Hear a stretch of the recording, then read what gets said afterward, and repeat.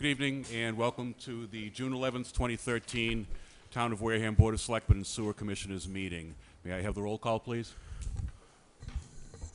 Present tonight is Selectman Whiteside, Selectman Holmes, Selectman Slavin, Selectman Titlebaum, Town Administrator Derek Sullivan, Town Council Rich Bowen. Yes, I was contacted earlier by Selectman Tropiano, who is under the weather and will be watching but was unable to attend. Announcements, please. Mrs. Whiteside? None that I can think of at the moment. Mr. Holmes? Every once in a while, I like to plug something, even though it's kind of an announcement. One of our local businesses, I was out there on Thursday at Bay Point Country Club, and for those folks out there in the community that golf and have stopped going there because the place kind of went downhill when they went through the whole bankruptcy thing and transferred to digital, and everybody knows the whole story. I just want to say that, and even if you don't golf, take a drive through there and look at what they've done to the both facilities, as well as the golf course itself. Like I say, I played Thursday, and the place is in absolutely beautiful condition. So if you get a few minutes, just take a drive through there. It's really beautiful. I like to plug things like that when I see them, because it's not just about events, but they're doing a really, really good job there. And as you know, it's one of my pet projects for the last 6 years, even before I was a selectman, was to get that place to a really resort destination in Onset. And I just want to give them a attaboy and encourage folks to go out there and look at our property. Thanks.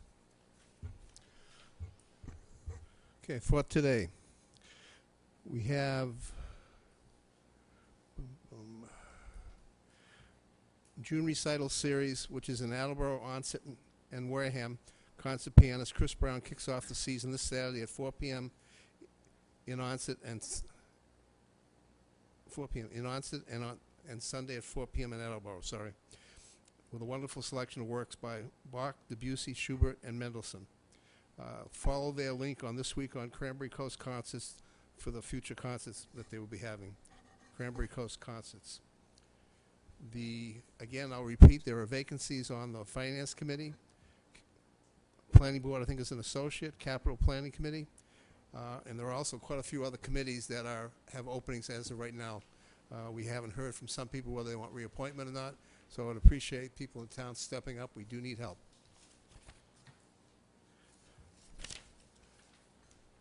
Repeat from last week, we have a yard sale happening on Saturday, June 22nd. This will be over at the old fish market on Main Street. It's the Fitzgerald property. And the spots for vendors are $20 for, I think it's a 10 by 15. And it will start at 10 o'clock in the morning, finish at 4. Setup time is 7 a.m. to 10 a.m.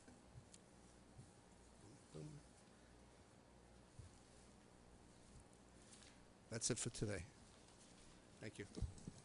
Okay, I just have a couple of things. One is a reminder that next Tuesday night at 7 o'clock in the high school auditorium, town meeting will reconvene, both to finish off the regular business from the spring town meeting warrant, the financial articles, and also to take up a second special town meeting warrant. So come one, come all. We need a quorum. So I would like to see a full hall on the 18th. Second thing, I'd like to follow up on Selectman Holmes' praise for the condition of Bay Point. I was down there a couple of weeks ago when CETA Director Salpina had a tourism fair there, and I was stunned at the good shape that place is in. I don't golf myself.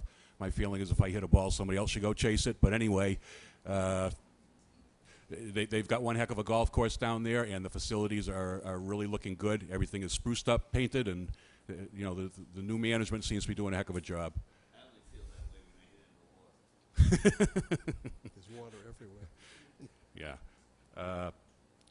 Third thing was just this past Sunday, the Wareham Gatemen opened up their season with, I guess you could call it an exhibition game, given the way the pitching worked, against the, Newport Gulls? Yes. But the important part of the evening was a tribute to former coach Joe Walsh, who was Harvard University's coach. He coached the Gatemen for a period of time in the 90s and was an integral part of the Cape Cod Baseball League for probably 20-something years. And he passed away this past year, and there was a fitting tribute. Pete Shepard, late of WEEI and currently of Sports 1510, came down, was the master of ceremonies. Coach Walsh's widow and 3 of his daughters were there to honor him and to hear the management of both the Gatemen and the Cape Cod Baseball League discuss what he meant to them. So I thought that was an important thing. And just a reminder, the Gatemen are in season now, so go attend. And in fact, the Gatemen are having their kickoff dinner tonight at Bay Point. I'm here, not there.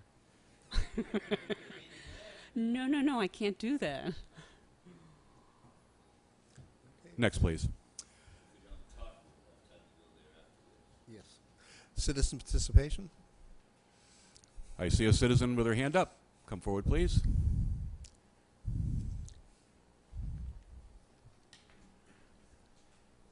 Good evening, Mrs. Smith.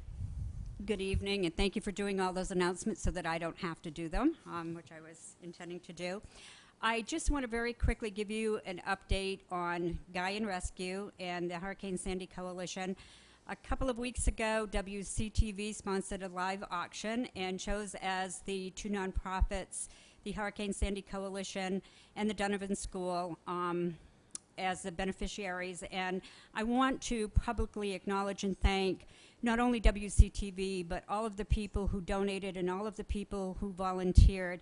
This was a very extremely successful auction, and the proceeds, we will be receiving a check within a short period of time to send down to Staten Island. And I can't tell you how well organized it was and how well it went. And just to be the beneficiaries of something like that and be able to pass it on to another group is just really wonderful. And so I want to thank the community for supporting it. I want to thank WCTV for doing that. But more importantly, I want to share with you a little more about Guy and Rescue. And just to show you the people that they are, within 2 days of the tornado hitting Oklahoma, Guy and Rescue had a tractor trailer full of supplies.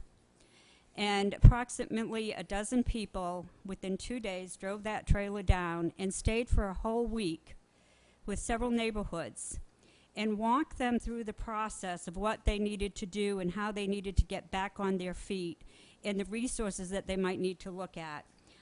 They are actually going back again this weekend. They had set up a process where if you went to Guy and Rescue's Facebook page, they had adopted families that had absolutely nothing, and you could call a Target or a Lowe's or a Home Depot down there and give them your credit card information and buy a gift card for that particular family so that they could go to that store and get the supplies that they needed. So it just gives us great pleasure to be able to support Guy and Rescue, knowing that not only are they helping themselves, but they are also reaching out to another community that is struggling. And it's just, I don't know, it just overwhelms me to have made a friendship with those kind of people.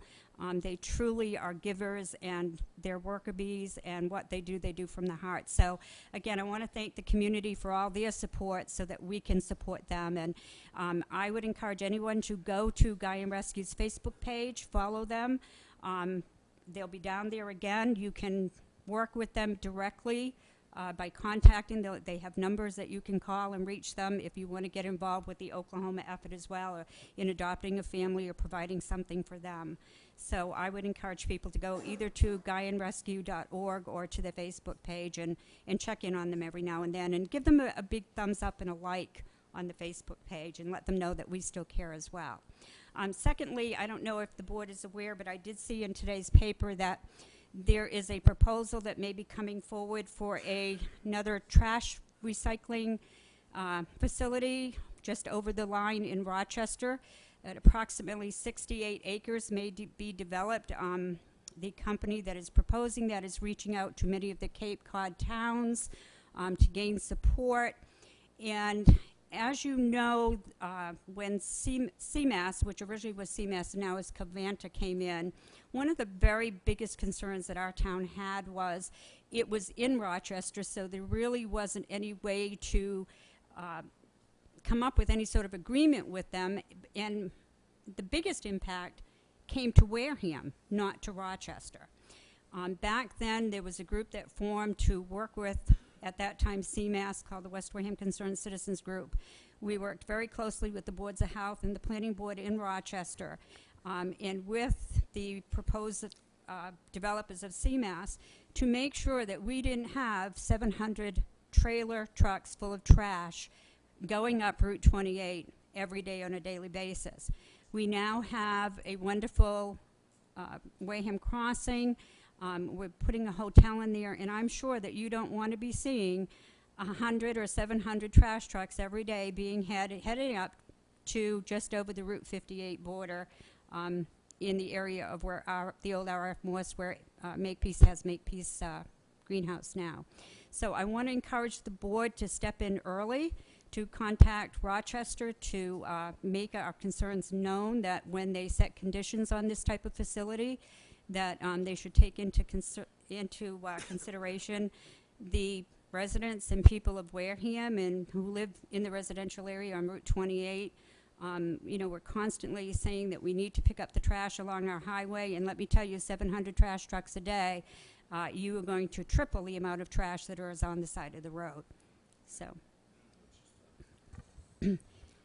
there is ABC Disposal Company is proposing to build on a site that they own just beyond where Makepeace Farms now is, the old RF Morse greenhouse.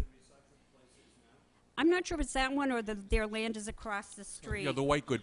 I believe it's the white goods place and the tires. It's across the street from our transfer station, and behind in there it might be the site or a little further up. Right, on the right-hand side.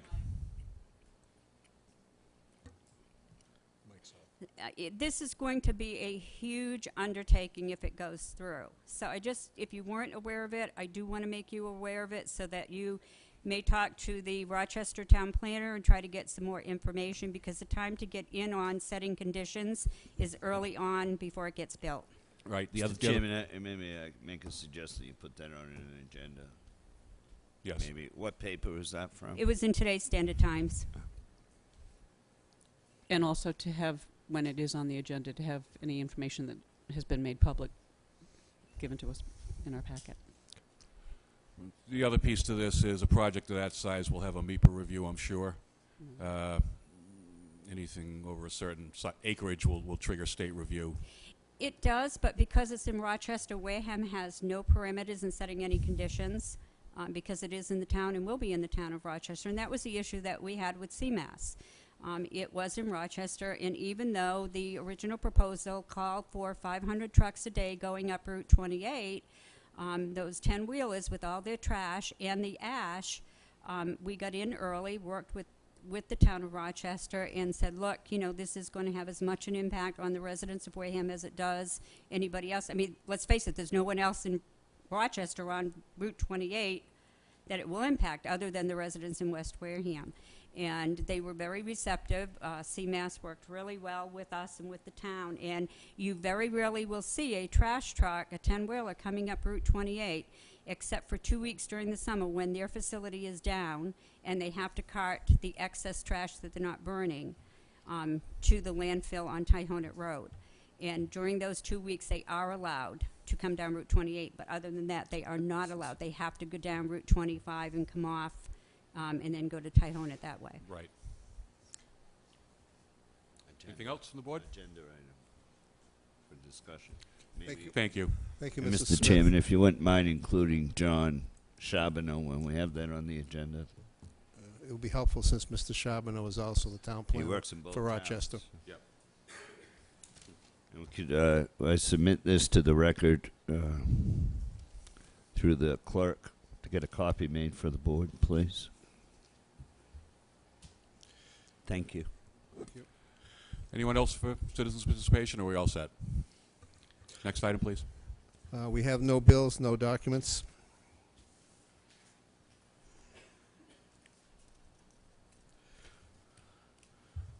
Make a motion to accept the regular minutes of May 28th, 2013. I wasn't here.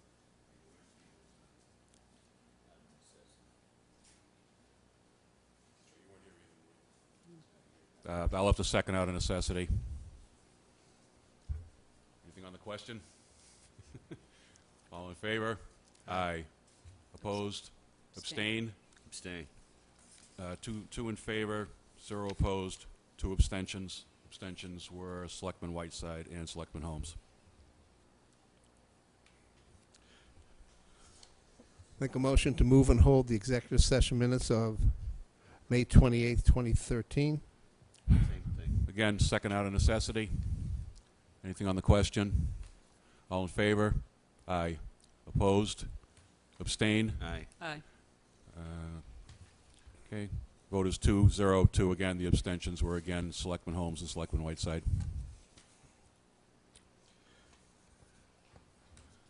Okay. We have appointments.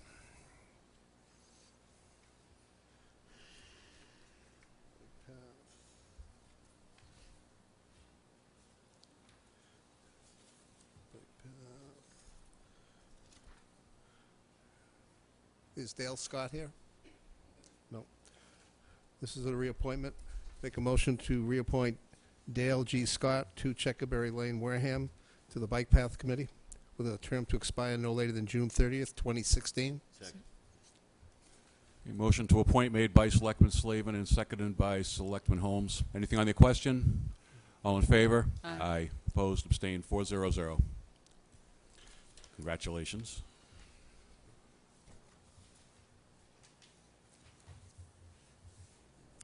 Okay, I have 3 appointments for constables. I'll do them all together. Make a motion to appoint as a constable for the town of Wareham for the terms to expire no later than June 30th, 2014. Michael DeCesso, DSO, 14 Kendrick Road, Wareham, Mass. Robert Terrell, 12 Halloran's Way, Plymouth, Mass. And Gregory S. Kamen of 11 Briarwood Lane, Rochester. Second. Motion to appoint by Selectman Slavin, seconded by Selectman Holmes. Anything on the question? All in favor? Aye. Opposed? Abstained? 4-0-0. Congratulations, gentlemen. Cemetery Commission. Mrs. Miller here.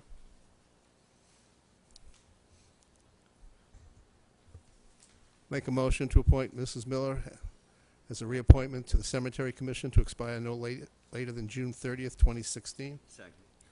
Motion made by Selectman Slavin and seconded by Selectman Holmes. Anything on the question? All in favor? Aye. Opposed? Abstained? 4-0-0. Congratulations, Nan. Last one I have is I'll make a motion to reappoint to the Library Board of Trustees for a term to expire no later than June 30th, 2016. Joanna Fredrickson, Ph.D., 2 Checkerberry Lane, Wareham, Mass. She's here. But you wanted her to come Oh, up. she is. I'm sorry. Come up.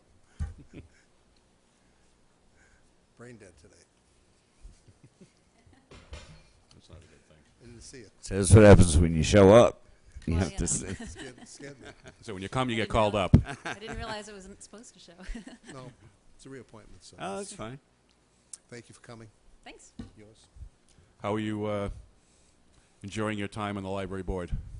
Well, it was great. I took 2 years off, which is why, obviously I'm coming here. Mostly because the first board that I was on was really sort of an interim board to really set up the bylaws and all that kind of thing. And I thought at that point I'd been the chair. It was time to step down for a couple of years and then come back later on. Okay. Well, thank you for volunteering. Anything else? No, just Okay. thank you very much. Great. Enjoy the Thank you. summer. Oh, thank you. Okay, let's have a motion, please. I did. You did move. You did. Are we in the middle of one? I Okay, seconded it. you did. Well, you beat me to it. You guys are fast tonight. Okay, all in favor? Aye. Opposed? Abstained? 4-0-0. Congratulations. Mrs. Whiteside's already signed it. We're done. We're down then this end. Well, let's keep up, guys. We're working on it. You want to just keep it? Eat my I Wheaties gotta- next meeting. I can have Peter sign it. He's holding his hand up. Thank you. We're trying not to confuse you. Mr. Chairman, what happened Yes. to The ones from last week that we didn't finish. I believe it was the Board of Health. Those will be on for the 25th. Because those are going to expire, aren't they, on the 30th? Yes. Yeah, Okay. they'll be handled then. Next item up is funding source for contract 2. This is an ongoing item. I would, if it's with the chair's permission, I would ask that maybe we consider that we pull a separate day sometime in the near future, within the next 2 to 3 weeks, to sit down and actually work through this, come up with different alternatives, and come up with a game plan of how we're going to attack this particular problem. There isn't just one solution to it. If that is acceptable to the board. Other members? Set it up. You like it? Yes. Okay. We'll do that. We'll set a separate agenda specifically for that. We had a With good that one. as the only topic. You know, you're right. You know, we had a good one when we did it. We did it one evening. We had a great turnout, and we did it. That was the only thing we did. And we had some folks come in from our engineers and stuff. It worked out real well on an evening, so we may want to consider that as opposed to a Saturday morning when the kids are home and everybody's crazy. But that's all we did was a workshop. Right. We had good attendance. We'll need to...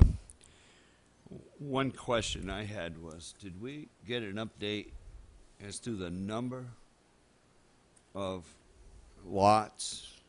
I think we're waiting for a number on how many lots were going to be excluded from the betterment. No.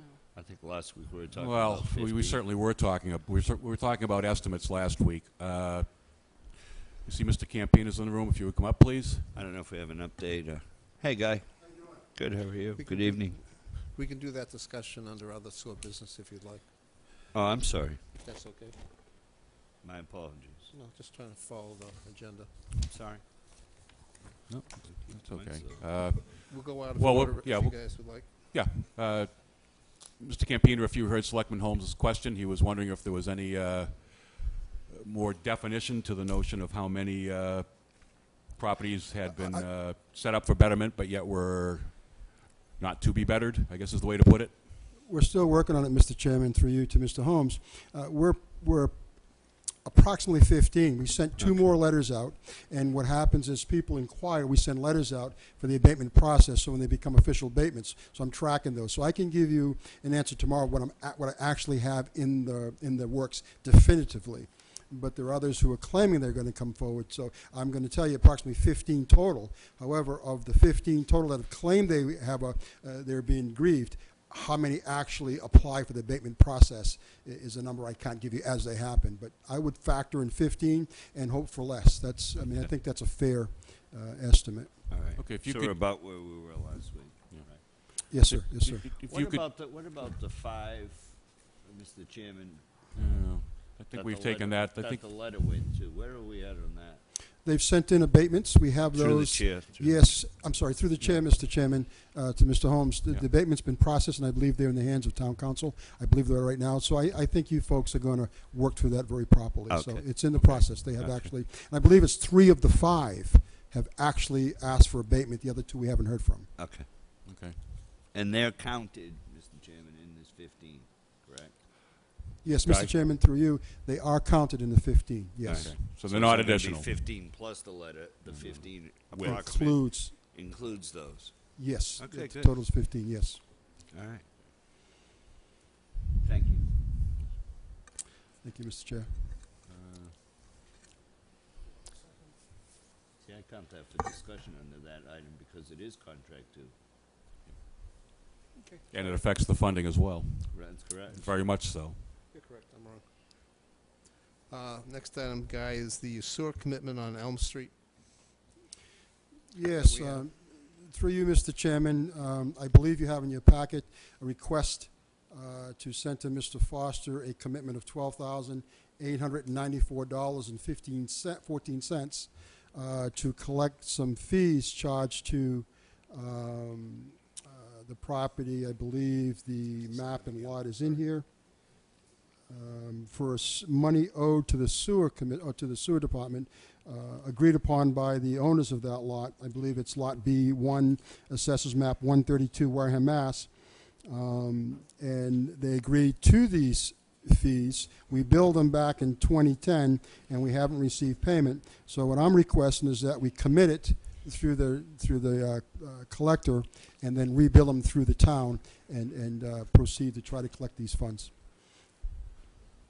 If anybody has any questions of the funds, I can go into detail. But So what do you need from us? A motion on this letter? yes, I need a motion to move this forward so I can get it to the to Mr. Foster to actually bill this and collect it through the town. Makes sense. Yeah, I make a motion to accept the letter and forward it to Mr. Foster for collection of this past due amount of $12,894.14 through the town. Second. Motion made and seconded. Anything on the question? All in favor? Aye. Opposed? Abstained? 400. Thank you. On that subject, Mr. Campina, Yes. how much, not quite sure how to phrase the question, how much money is sitting out there in a similar condition? Let me ask that. How much do you typically handle in a given year where it's billed, you can't collect, and you wind up asking for a commitment? Actually, most billing we do is through commitment, so we don't have the problem. This was a situation that was different. In this particular case, a homeowner or property owner wanted to connect to the sewer system, an additional piece of property, and part of those conditions, we found out that the pump station was not ours, so to be made whole as a town, we collected the funds. So to answer your question directly, Mr. Chairman, I'm not aware of any others, but if they do pop up, we'll aggressively try to collect our monies also. So then this situation is a special circumstance? Yes, sir. Okay. As of right now, yes, it is, Mr. Chairman. It popped up in 2010. Some misunderstandings to the ownership, and the town was actually doing work we shouldn't have been doing. So we ceased. He's continuing to pay the electricity, but I would suggest to the board, and it may be another agenda item, is that we request that we sever electrical ties between the town of Wareham and that particular piece of property, because we are providing service from our part of the property on our side of Tremont, going over to his property, running that pump station. So it may be another agenda item, but I think we should take it up and decide as a town how we're going to handle it, because we're providing electricity. Selectman Slavin?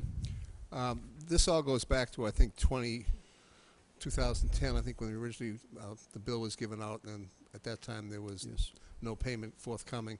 Correct. And I think the issue really is, does the town of Wareham want to be responsible personally for someone else's pump station that's not ours? So I think it'd behoove us to have it as an agenda item as soon as possible and deal with it.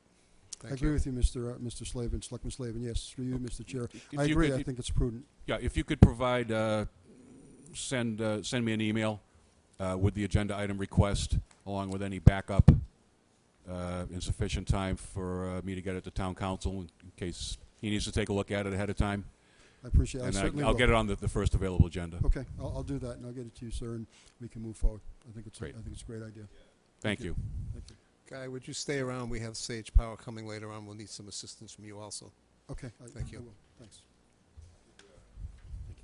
Thanks. Next item. Contract with WCTV.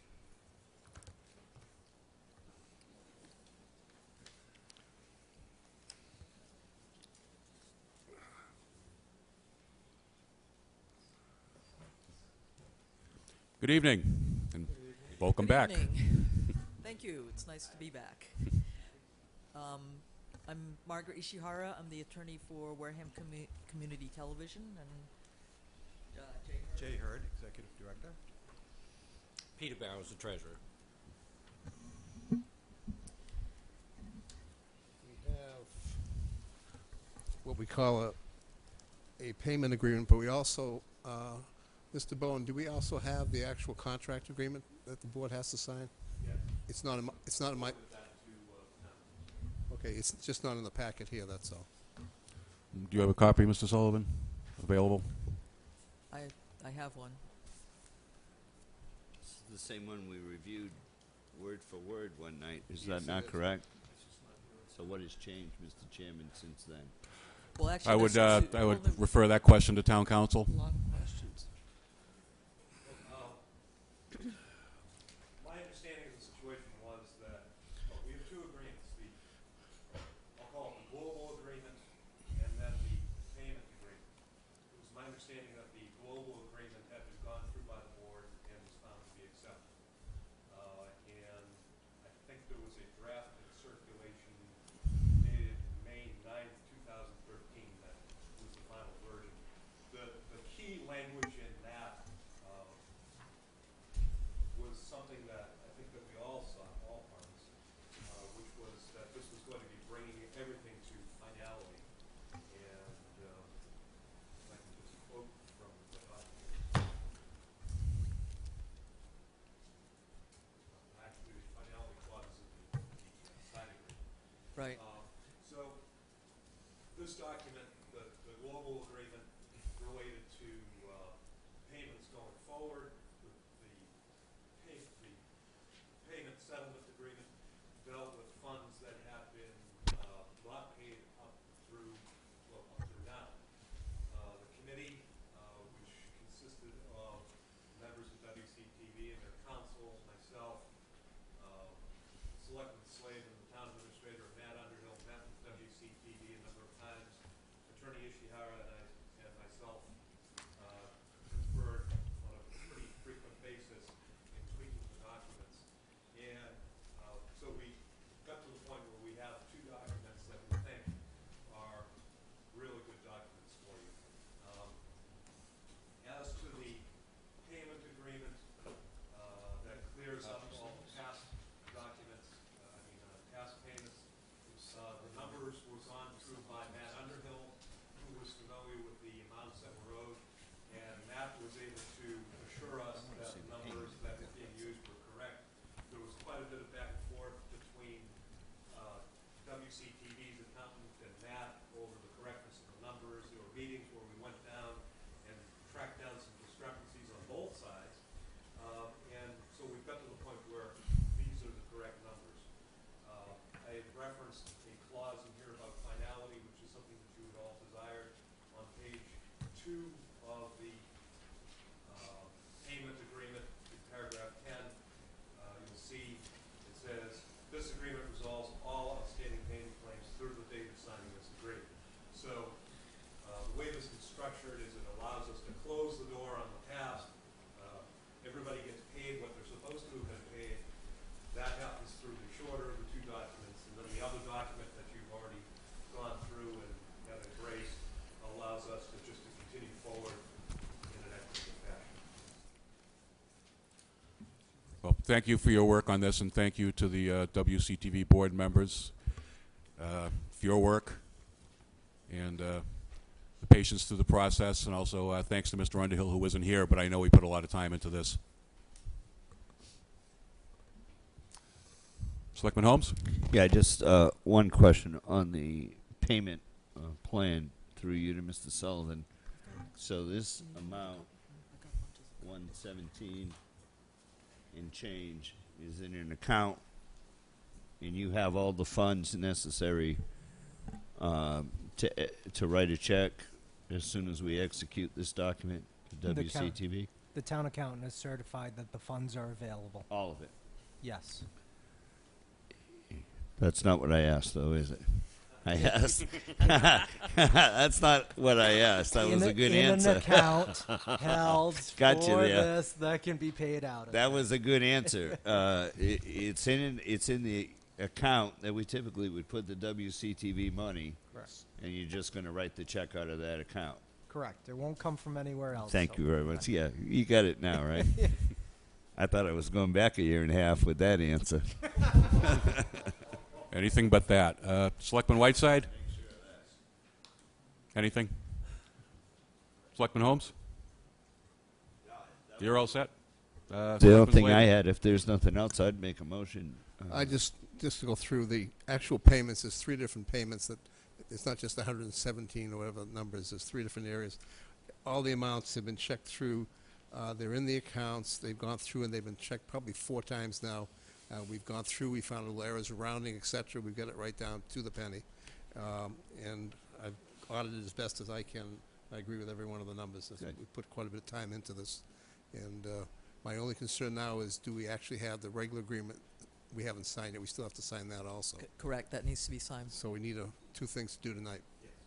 If you want to go ahead with the Yeah. motion for this, please. I was going to go ahead and say that I'd make a motion that the board accept both the main contract between the town of Wareham and WCTV and the proposed payment agreement contract with WCTV between the town and WCTV, which will bring our contract up to date and will relieve and remediate all of the past payment issues so that we will finally be up to date as of June 11th, 2013. Second.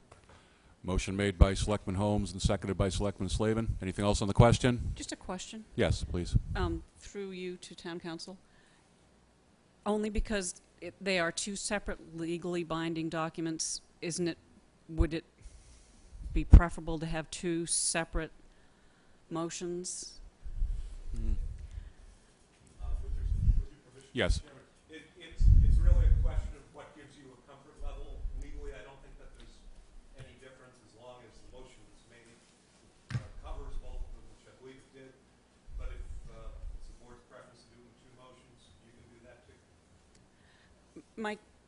The reason I ask the question is I think that you have to assure everyone that everything's up to date and make the motion to get all of that done and then go to the contract. I'll withdraw my second. I'll make a motion to accept that the board sign and accept and execute the contract between WCTV and the town of Wareham for their services provided to the town. Second. Okay. All in favor? Aye. Aye. Opposed, abstained, 4-0-0. I make a motion that the board execute the payment plan agreement between the town of Wareham and WCTV, which brings all of the past payments up to date and moving forward into the future. Second. Motion made by Selectman Holmes, seconded by Selectman Slavin. Anything on this question? All in favor? Aye. Opposed, abstained, 4-0-0 on that one. Thank you. Thank you very much for hanging in there. I think it was, how long did it take? 6 years? Thank you very much. Look forward to Water under the bridge, huh? smooth sailing now, right? Smooth all sailing. the way. Thank you very much for all your time. Appreciate Thank it. you all for of your you thank you for your that effort. sat there and banged that out. Actually, John White would be the one signing for WCTV. He's not here this evening. Should we make arrangements to have him come into the town hall? We'll tomorrow? sign our copy tonight, and then And he then can. have He'll be up come in. You at the can town figure hall. that. Very good. Thank And, you. yes, and Council Bowen, you'll have a copy for us to sign? Thank you. Can we get any indication as to when we can pick up the check? Once the agreement's executed. I just asked that question. I believe the contract specifies within 10 days of execution, if I remember correctly from the language. They have to generate a warrant. We have to sign the warrant on a weekly basis, and then the check is actually released. Accounting department will generate a warrant. So it's going to be some time. No, you're talking about probably, most likely next Tuesday. Oh, you gave me Part of it. We're going to have to cash pages it here. Yeah, this is all. Thank you very much. This goes Thank with you. that, Good night. right? This goes to that. Let's keep it together. Good night. This all goes together like this, right? Next, please. You get the other? No, we didn't have a copy. Rich has to give us I, one. I have it now. I'm signing it now. Okay. We'll take a little break for a minute, please.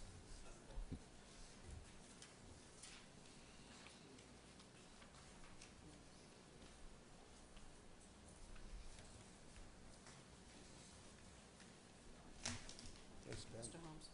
Doesn't hold together.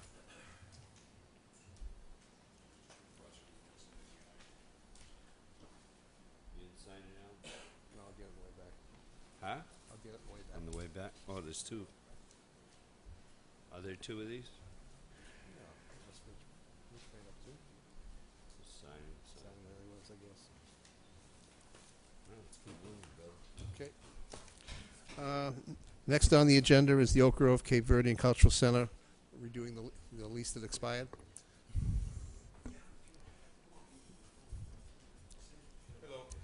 Good evening. Good, thanks, Dale.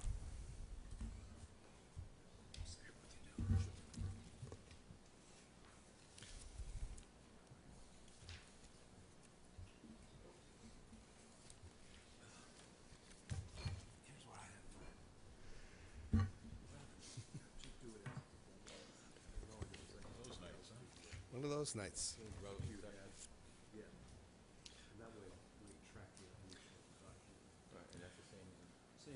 Okay.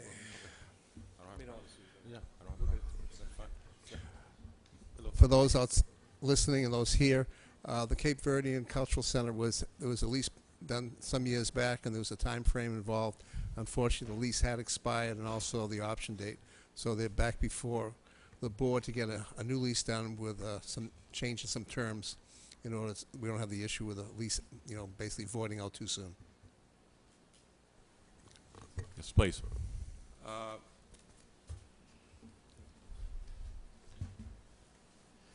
Counsel for the town, I think I emailed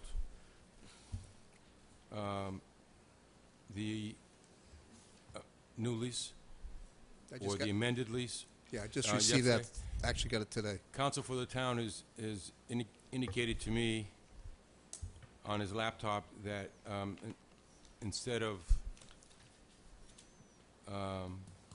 signing that agreement with those few changes that we made, it might make sense just to do a lease amendment to include the language that was talked about at our last meeting. And I'm looking at it right now, and it looks identical to what we presented the last time we were here. After I look at it more closely, if it is, then that is a quick and easy way to do this. Yes.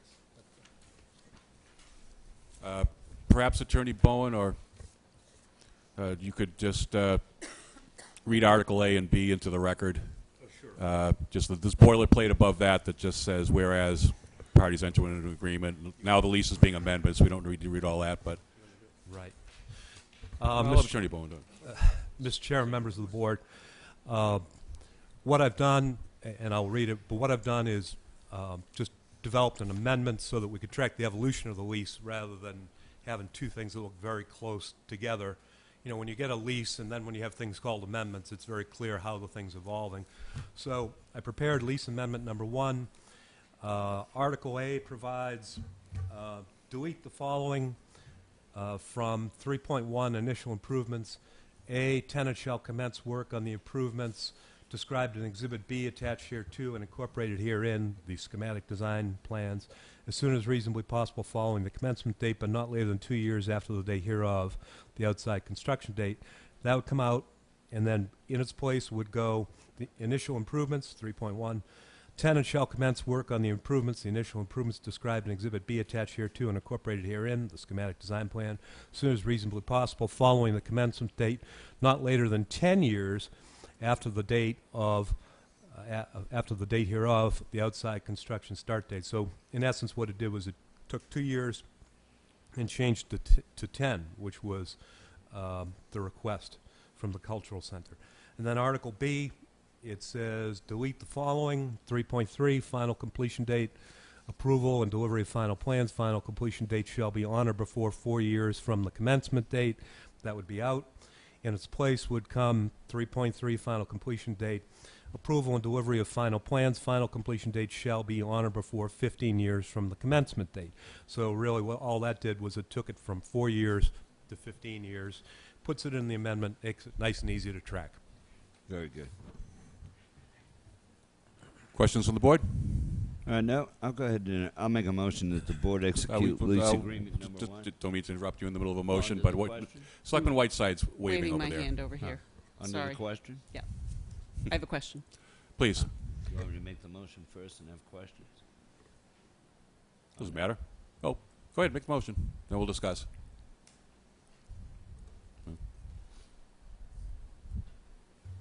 Are you making a motion?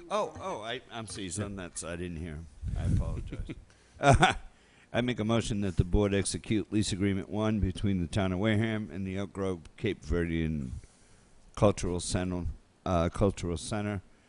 on the 11th day of June 2013. Second, for Okay. discussion. Now Selectman Whiteside. Thank you. Through you, Mr. Chairman, to Town Council, I think I had asked this question before. My understanding is that the school committee had already signed this. Will they have to re-sign this document as an amendment? And the second question is, my understanding is that you can't have a lease that goes beyond 5 years without a town meeting vote. Because you are amending this, does that have to go before town meeting? With your permission, Mr. Chairman, I'll work backwards on the questions. Number one, it's already been before town meeting. Town meeting authorized up to 99 years. This Okay. doesn't extend it beyond the 99, so Excellent. that's covered. Secondly, I think this should go back before the school committee because it's, I believe technically it's still in their custody. Right. And as long as it's still in their custody, it's considered a school building, not in public use. Now, if it's not in their custody, you can just sign it and it's done. But if it is in their custody, their signature should be on it as well. It is in their custody, is my understanding. Thank Okay. you. Anything else? All in favor? Aye. Opposed, abstained? 400. You,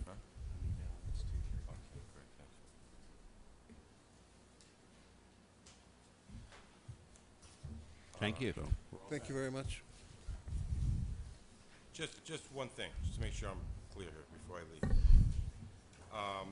With respect to the last comment from Select Person Whiteside, I think you suggested that another signature needs to be placed on. My question, sir, was my question was that I thought originally the school had executed this document, Oh. school committee, and that therefore if there's an amendment to the document that they should also be made signers to the document. Because the building in question is actually under their purview. That was my Okay, well, Point. they did not execute the original lease. the original vote was a town meeting vote authorizing us to carry forward Okay. the agreement, so I'm not, Yeah. I think Just that for would the take record, precedence so I can over. say that. Oh, they never did? No, Oh, no. okay, no. thank you. So there's no need for Great, thank any you. other signatures. If Town you, meeting might have transferred custody as If- part of that vote. if That you would like, be my take. if you like clarification, here is the lease, the original one. If you'd like to look at it to see who signed and who did what. Oh, sure. I have a copy as well. This will be simple.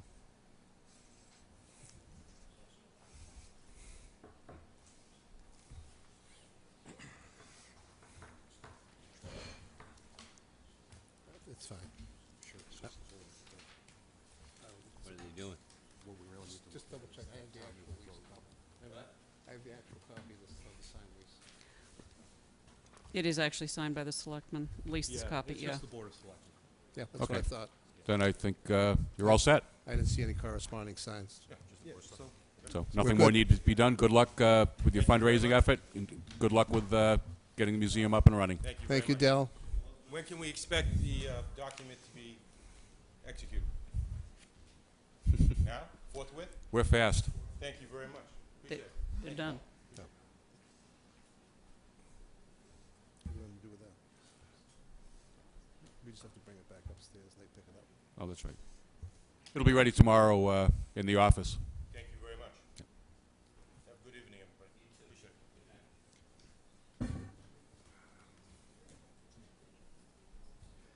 Because they own the property at one time. They oversaw the property. They gave up the property. Well, they did that in the Hammond School. They do that You're in thinking about Hammond. This is Oak Grove. Wrong school. the Hammond School, not this one. Perhaps with the indulgence of the Gonna board, go out we of could order. take something out of order here. Item E and item K, the same item. Discussion vote on Community Septic Management Program bond and also the MWPAT Title V loan. It's the same item. Mr. Foster, Madam Clerk. Madam Clerk, apologize, I lost track of who was here. Didn't mean to keep you guys late.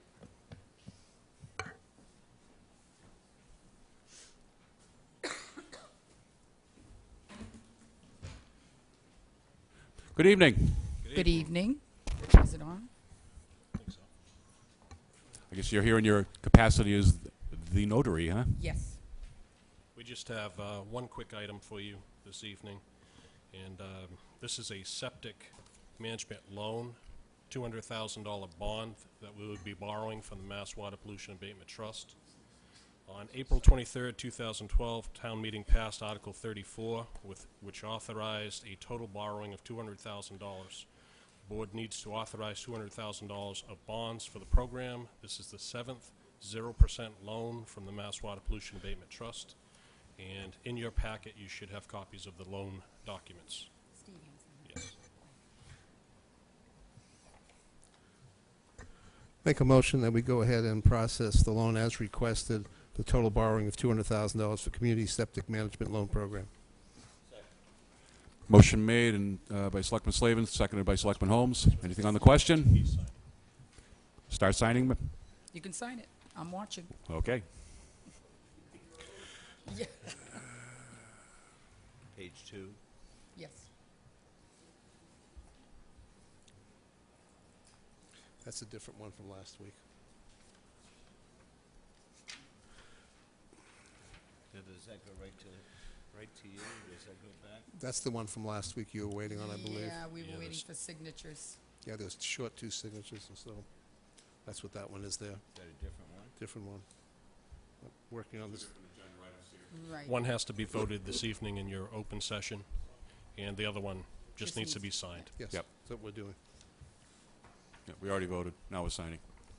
Where does that one go? Mary Ann, do you want that one? The one that we didn't finish up? John You- wants John that. needs I'll that take one, I everything. believe. You can just send it back with the packet to Town Hall. You're all Send set it with back. that? He's the only one that has to sign. Yeah, but there's only certain areas you sign where it says sign. The clerk signs most of those.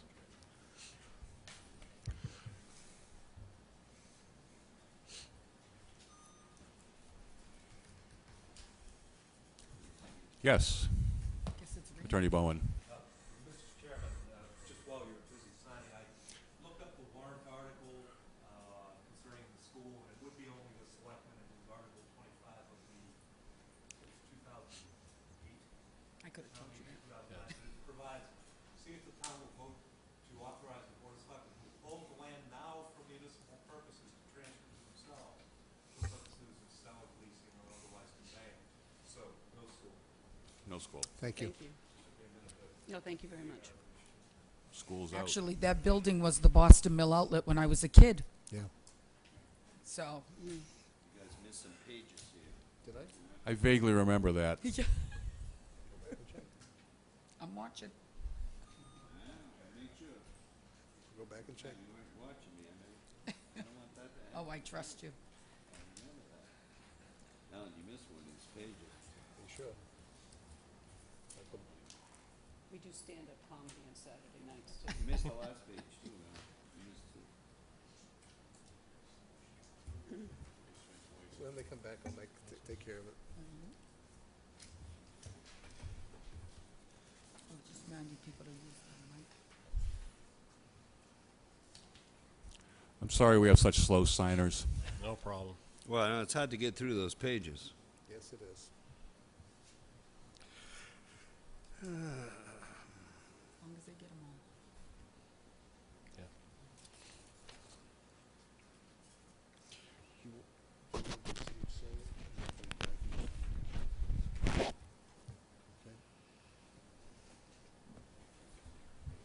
Yeah.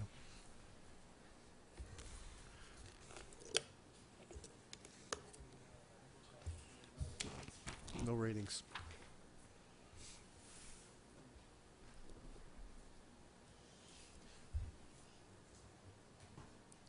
You guys were asleep on this one.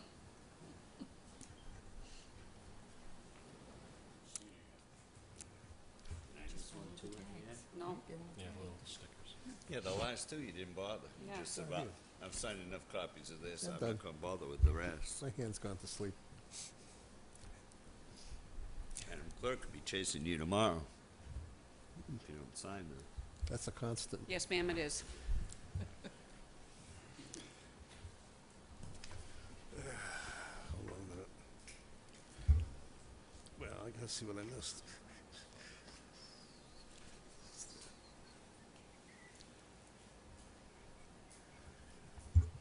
Well, I got that one. Can't sign something. No. If he signs in the wrong place, I may have to go through it all over again. We're not doing it all over again. Sorry. Bob can play some music while we're doing this. So sign. No, Bob can do a little,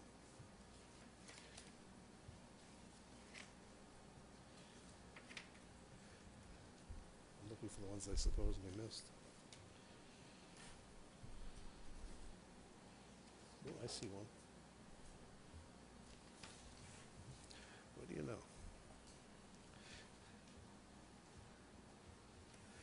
Bum, bum.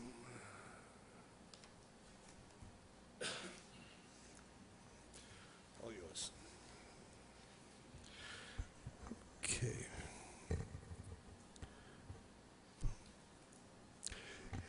If Mrs. Smith will indulge us, I'd like to have Sage Solar come up so Mr. Campina can go home if it's okay with you.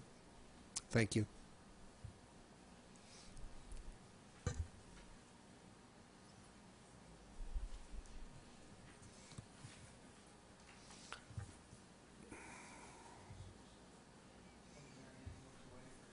I don't, no.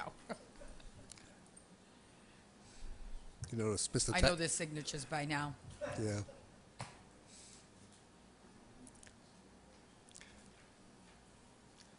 Nice pen, Peter. Really is. I like that. That's it.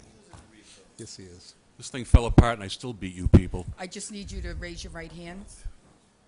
All of you. Do you solemnly swear that this is your signature and you freely and willfully sign this document for the purpose contained in it? Yes, I do. I do. Okay. We're all married now? No, I can do that later. You got it. I do.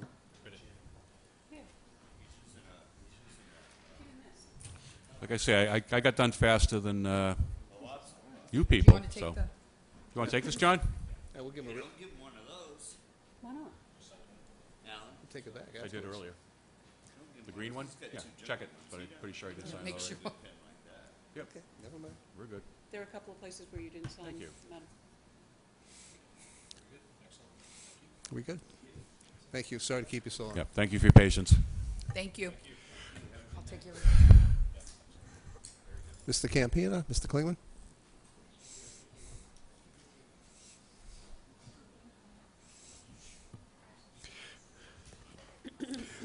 The reason we have Sage Solar before us, the state sent out a notification on solar projects about a week and a half ago. They had a special meeting on last Friday, I believe.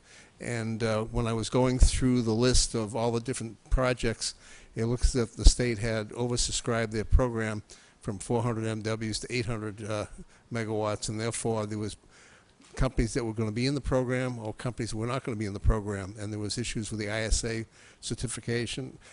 We also, when I was going through it, found that the Wareham Fire and Water District had also applied separately for a program, and also the Onset Water and Fire District also had applied, which we have no knowledge of. I asked Mr. Campina, because I could not make it on Friday, if he would go to the State House when they had the hearing on Friday, and he has contacted people at the DOER, because we have a situation where I'm going to probably get in trouble, but I believe the state may have messed up a little bit because there seems to be no control. Wareham is a town, but Wareham has 2 districts. Unfortunately, the 2 districts of the town all count as one to a net metering credit of 10 megawatts. Therefore, with there's no control of who gets what or how, there's a possibility of oversubscribing without one entity knowing the other one's doing something. The Wareham Fire and Water District did notify this board some 4 or 5 months ago that they were applying for district, but it was kept us under 10. But with the Onset Fire and Water District, with what they've applied for, we would be over. And I'm not sure how that's going to work, so we've asked the DOER to come talk to us because this is an issue which is probably going to arise in other towns. The reason that I didn't realize it would be a problem originally was because the Upper Cape Vogue School is a regional school, is considered a district, but it doesn't count against the other towns. It's an entity all unto itself, and it has 10 megawatts available to it. But yet the town of Wareham, with 2 separate districts, does not. So we were concerned about the total, what we're going to have available. And the other issue, of course, was that we have a program, we signed up for 6 megawatts with Mr. Klingman's company, and he was on a list below the line that showed that these projects would be going forward at the time.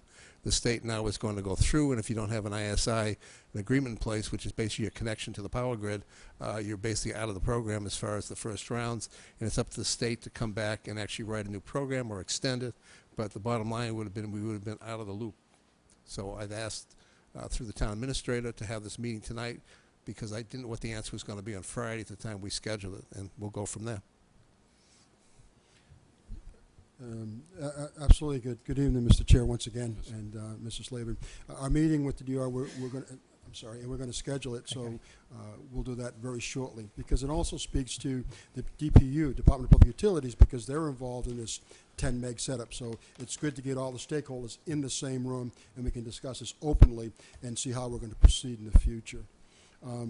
At the State House, I got to tell you, I was overwhelmed because the language was beyond me, because everybody in there spoke solar. So I struggled a little bit. But basically what I learned was that the state has an emergency, they're doing emergency regulations to gap between the present 400 and into the next, whatever that number is going to be per governor, whether it's going to be 12, 16, heck, who knows what he's going to come up with. And so there's going to be an emergency gap for that. And then there's some criteria, and I'm sure Sage can speak to it clearer than I, because this is his expertise. But it gives me a degree of comfort because we have an RFQ on the streets. So that's where my concern was. And in talking to our consultant, Cadmus, we're in great shape, and we're moving forward. So I want to clear that up and make sure everybody realizes we have some good opportunities because we're on a landfill. It's public. It's wastewater. We have some really good things working for us. So we're going to continue, and we get all our RFQs are starting to come back the 19th. We'll have everything. We extended it a week. We'll have everything in, and then we'll sit down and as a committee decide who we want to work with, and we'll move forward. We probably won't be in the 400, but we'll definitely be in the next round. And they're really encouraged, so I'm encouraged. So that was my motivation. And of course, Mr. Slavin has some questions, so we turned those questions over to Dwayne, I think his name is Breger. I have it written down, Breger. And he responded, and so we're going to meet, and we're going to discuss everything in detail to make sure that the town of Wareham is protected, not just the project that I'm trying to do or the project that Sage is trying to do, but we have other things happening. So the goal is to protect the town of Wareham, and so that's our motivation. So we're really excited, but I do want to emphasize we're really excited about the opportunity to move forward. So going into that meeting, I got an email said solar was off the table, changed directions, and it was kind of discouraging after 2 years of work to get where we are. It was discouraging, but I can tell you that I'm confident, I'm excited, and we will move forward, and I truly believe with the RFQ process that we have in place that we will come to fruition. And I can't speak to Sage, but they are on the list below, but I think there's criteria that he has to meet, and he'll have to explain that to the town, if he can meet them, how he's going to meet them, and when. There's a couple key ones. The ISA is important. If you don't have an ISA, the interconnect, then also you have to have construction by certain dates. So there's some criteria, which is in the paperwork that I submitted to you. And the website is updated, and they continue to update, so I would suggest you keep an eye on that. And I'll let Sage speak to what he has to speak to. Thanks, Guy. Nice to see you again. Yes. Thank you for having me in tonight. Nice to see you all again. It's been a while. I don't bring good weather, but I bring good news, I guess. So as Mr. Slavin was saying, there were emergency regs announced on Friday at the State House by the DOER, and we were fortunate to be among those that do meet the criteria of the emergency regulations. So our project in Plymouth, which is your project as well, is going to make it into the first, the same initial solar carve-out or what was a 400 megawatt cap and now is a 400 plus whatever other ones get qualified in this initial process. So that's all very, very positive. We were very nervous, as you can imagine, about a week or so ago when they told us that all of a sudden there was an onslaught of applications to the program. And then they decided, as of I think last Wednesday, they were going to issue emergency regulations to deal with that because it simply got sort of spun out of control. So what they did was they said, yes, you have to have an interconnection agreement executed by June 7th, which was Friday. We have our interconnection agreement executed with NSTAR. So by then, so that was. Thank goodness. And then we had our applications in, and we're on the list. So they said whoever's on either of the two lists, if you've got your interconnection agreement, you'll be qualified. So that was terrific news. We are one of the largest projects in the state, if not in New England, at almost 6 megawatts DC. It's really 4.5 megawatts AC. So you may want to look at the 10 megawatt cap. I think the 10 megawatt cap may be AC.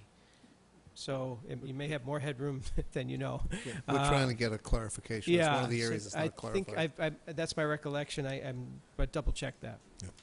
Yep. Just a reminder, the benefit to the town from this project, starting out at around $110,000, $111,000 a year in net new revenue to the town, ramping up by year 20 to almost $400,000 a year in net new revenue, and we believe the project has a life of at least 35 years. Over that time, the town will have gained potentially over $12 million in additional revenue that it never would have seen before, at no risk to the town. The town is not putting any money out. The town is not contracting for anything. We're taking all the risk, building it, operating it, etc. We are teamed with the largest utility company in the world.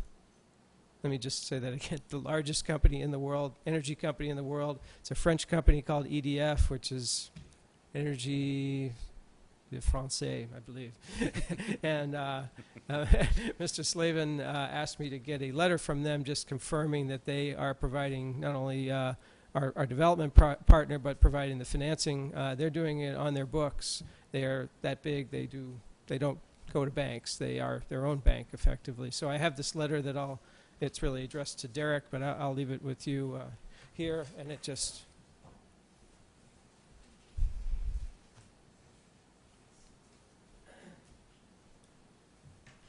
confirms their role as a development partner on the project and financier, and et cetera, et cetera.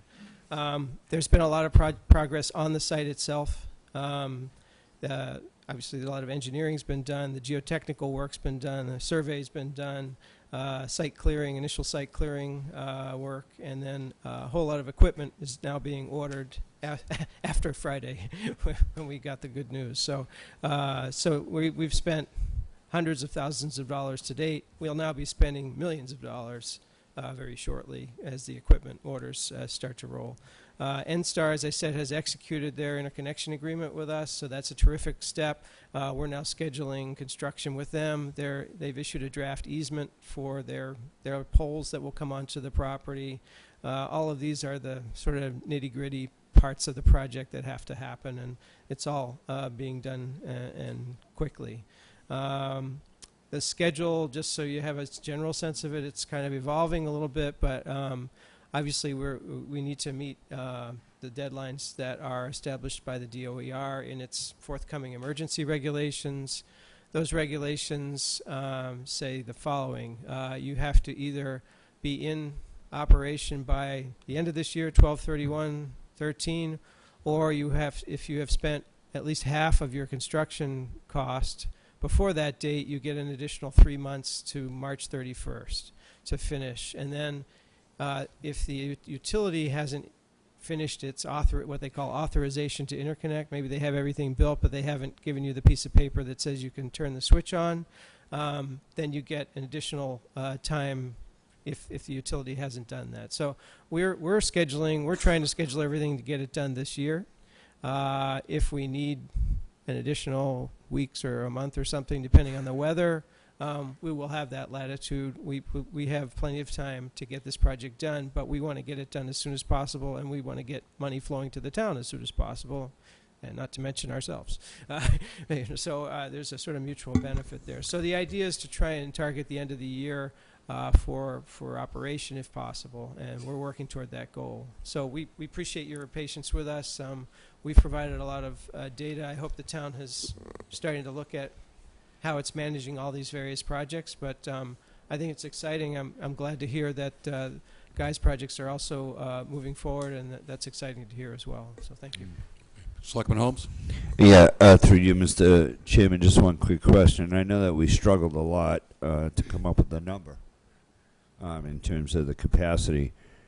Given Alan's statements about the districts, right, are we still, I guess it goes through you to both of the gentlemen, are we still under the cap when we add in the wastewater treatment plant project? Mr. Chair, for me to answer the question, I don't know. I think that meeting is critical. As I calculate using what I'm aware of, I would suggest to you we are. However, there's some unknowns, and that's why this meeting is so important. Right. Now, one thing I want to And emphasize. if we're going in, excuse me, go ahead. but if we're going with, if the measure is 10 AC, then it's actually more, isn't it? I don't know what that converts to. There's that per municipality cap that you're referring to, which is Right. 10 megawatts. There's also Is that AC? I believe so, but I don't. We have to I'd ask you to confirm double yet. check. I'd Not ask you to confirmed double yet. check that. We don't know yet. Okay. I'd ask you to double check it. I think it is. The other factor that's limiting is the amount of electricity bills you have that you can use for net metering, and so that was something that I provided information to Mr. Slavin and Derek earlier about. But some of that information came from Brian Kudish a while back, Right. kind of summarizing the amount of electricity. I remember doing all that. Yeah. So, and Guy has some of that data too. So I mean, you guys probably want to put your heads together and make sure you have the numbers, Right. the capacity to net meter, right? But we should be fine, right? Yeah. I think we are. And also, I'd like to emphasize that in front of the meter, we may not net meter at all. We may consume every drop. We may lower our, instead of doing 2, we may do 1.4 and consume it all, and then we don't have a net metering problem. Right. So we have a lot of options. So the goal is to benefit the plant, benefit the town, and stay within the cap. So we have options, and our RFQ gives us those options. So if we have a problem, we can go behind the meter. So even with the X factor that we didn't know about the districts, we should be fine.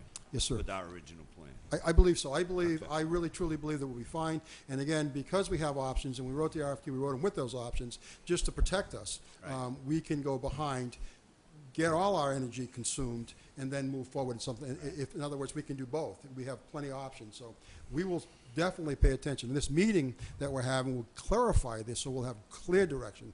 So as we Right. sit down to start vetting what we're doing, we'll know exactly what we're going to do and what we can Outstanding. recommend. Good So work. And, we're really working at and it. that was a big victory the end of last week. So that's, I can see, I can Huge see relief. you're beaming a little bit more tonight than you usually do. Is that? I was a little irritable last week, let's say. Yeah, that must have made you a little nervous. Well, you know, everybody's put a lot of time and effort into when this. you're doing the right thing, things come together. you know. I suppose somebody's Thank you watching very out. much. Yeah, Thank thank you, you. Mr. Chairman. Thank you. Selectman Whiteside? I just want to comment that it seems that we can lob a whole lot of things at Mr. Campina, and every single time that we lob something at you, you come up with answers and explanations that make sense, that show that you've done your work, that you've done your homework, that you've networked with whoever you've had to, you've gone to the meetings that you've had to, and I just would like to personally compliment you as a department head. Thank you very much. Thank you. Thank you. Selectman Slavin? Just so everybody understands, the town uses 7.3 megawatts. That's the amount of net metering credits we can actually buy as the numbers we have right now. Mr. Campina's number is figured into that, so that we had a little bit of an issue with total, depending on how they rate the numbers itself and how we do it. The Wareham Fire and Water Districts, I think their project was a little over 2 megawatts. The issue, again, was the onset, which we had no knowledge of onset actually filing. It listed as onset 1, 2, 3, 4, and 5 at 0.8 something each, which Well, that's the problem is there's a little bit, but there was an issue. The town of Plymouth, the school department went out and used about half of the net metering credits for the town before the town had a chance to react to it. So it is a possible issue. That's why I brought it up. When I got the list almost 2 weeks ago, I went through and I saw that we weren't even on the list at all at that point. We were under no status. That's when I kind of panicked because I've been keeping close to watch on this. I've been kind of a pest, actually, to Guy and to Rich and to our town council, etc. I've probably been the last 2 months, probably 3 or 4 times a week, calling and double checking on things. And that's what got us going when I realized we were out of that yellow line they had. Everybody below that line was out at that point. Yeah. And that was a real issue. So wasn't, both districts were also outside the line as well at the time. So we will get some answers. I'm not 100% comfortable yet. We know the project is going through. I just don't know how we're going to make it all work yet. Thanks. If I could add one thing, Mr. Chairman, I think it's the key point to focus on is not necessarily the megawatts, although that's also important. The net metering credits are denominated in dollars, Yep. so they come through in dollars to your accounts. So the exercise really should be to understand how many dollars you spend, not only on the N-Star part of your bill, but on whatever the competitive supplier part of your bill is.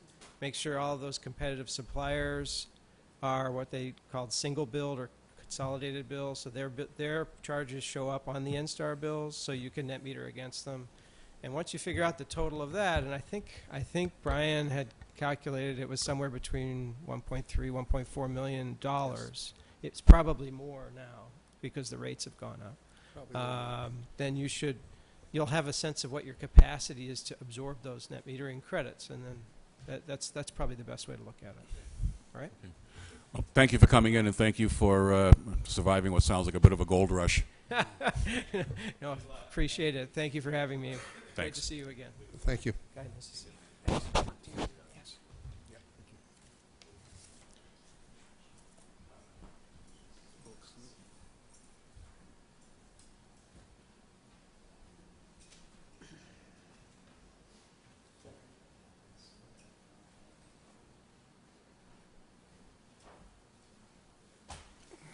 Okay.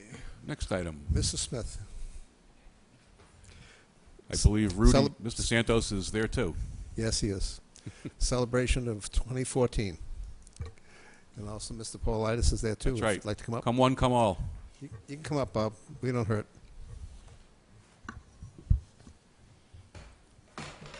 Thank you very much for putting us on the agenda and allowing us to come in. I'm Claire Smith. We have Rudy Santos and Bob Paulides. I think it's important that we come in periodically and update you as to what's going on with the Summer of Celebration Committee. We meet twice a month. We are very busy beavers, planning, strategizing, and trying to figure out what we need to do before next year.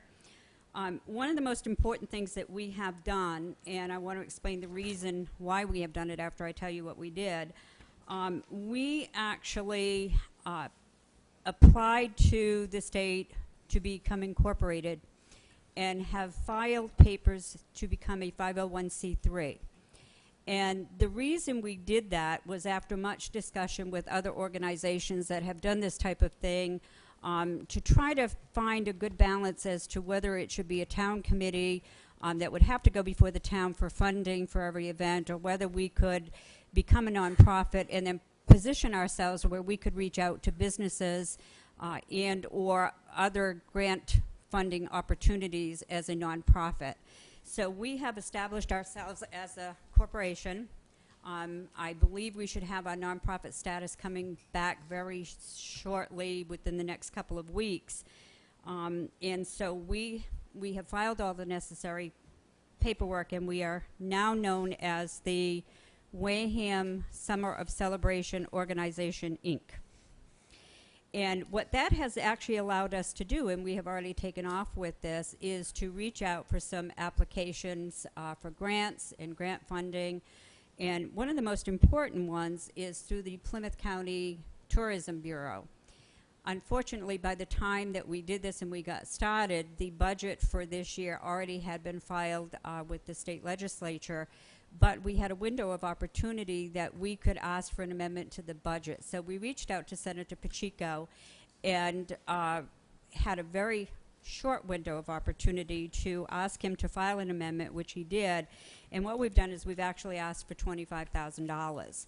I have reached out to Mr. Cripps. He's on a business trip this week, but to follow up and make sure what we need to do any necessary paperwork. And how we allocated that, because you have to be very definitive, is we took and allocated $5,000 for each of the two parades. There will be two major parades, so a lot of bands and different things that come along do require payment. So we've allocated out of that $5,000 for each of the two parades, $5,000 for public safety. We know that the town is not going to have funding for public safety, so we anticipate that we would allocate $5,000 for that. $5,000 for promotion of the events, and then $5,000 which hopefully we would put towards the fireworks for next year to help build a bigger and better fireworks celebration. So hopefully we will be able to get that. These are all things that are in the works, and we will be crossing our fingers that that will come through. But the one thing that I would ask this board is if you could reach out to Senator Pacheco's office and just let them know that you're fully supportive of this, and maybe put in a good word that does come our way. We also reached out to CETA, and CETA did take a vote, and they will be awarding approximately $15,000. And this really is important because a lot of the things that we're putting together for next year require deposits, and we really need to have some deposit money. So we should be looking for that soon. We have applied to community events.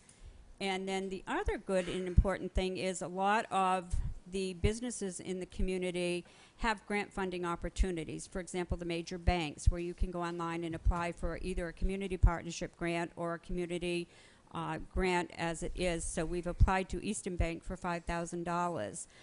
We are putting together a sponsorship package that we can present to the businesses so that if they are willing to do a partnership grant, we will offer them certain things such as advertising at each and every event. They can put up banners. They will be in all of our flyers and materials, any booklets that we do.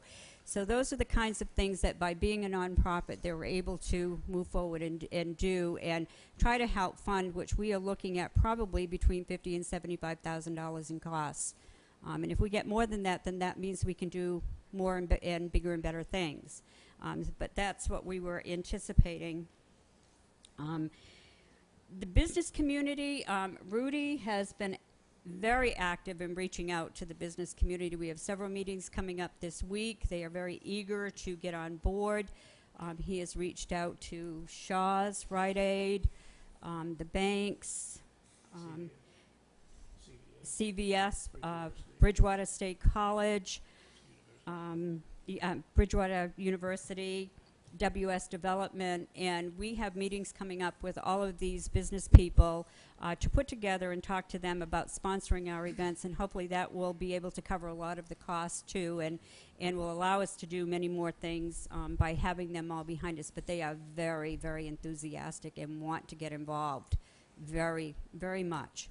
It's very heartwarming to know that the business community is so eager to join in this. In addition to putting together events, we also decided that we needed to become fundraisers as well. So we are having, as you announced earlier, our first fundraiser June 22nd, which is the yard sale with the rain date of the 23rd. So if anybody wants to participate in that, they can take table space.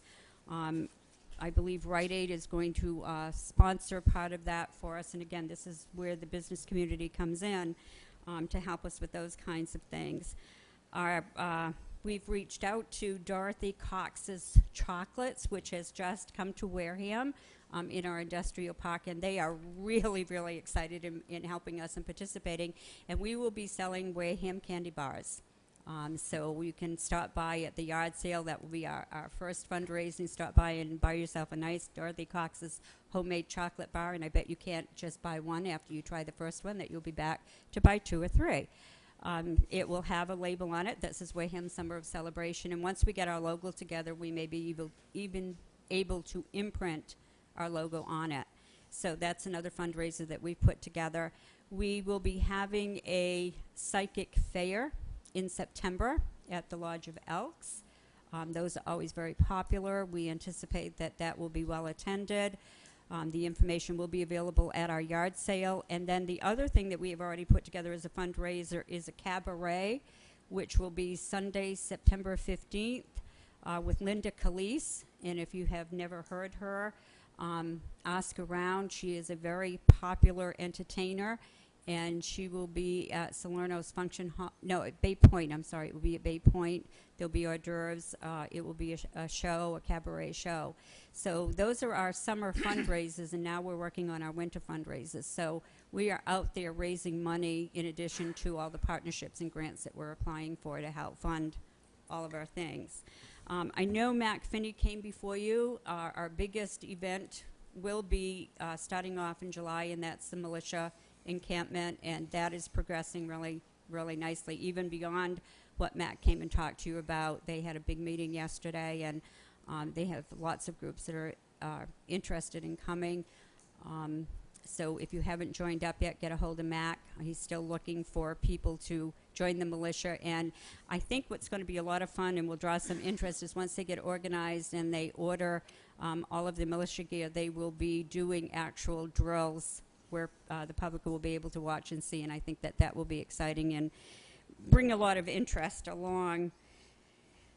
One of the other things that has crossed our mind, and probably our biggest obstacle, is liability insurance. And this is something that we're struggling with as an organization. Every time you put on an event, you need to have liability insurance and you need to be covered. So I'd like to have a discussion with the town administrator and town council probably sometime this week as to whether, I know the Canal Celebration has worked out an arrangement with the town of Bourne in such a way that they've set up their committee so that it does come under the auspices of the town and would be covered by the town's insurance. And if that's not doable and we can't work something out, then we have to come up with raising some money for a season full of liability insurance. So that's something that we are discussing, and we need to work out and try to figure out what's the best way to handle that. The other event that we have locked in its entirety and will happen will be the Antique Fire Tub Hand Muster, which will be held in July as part of the town celebration. That will be the weekend that we have the large parade.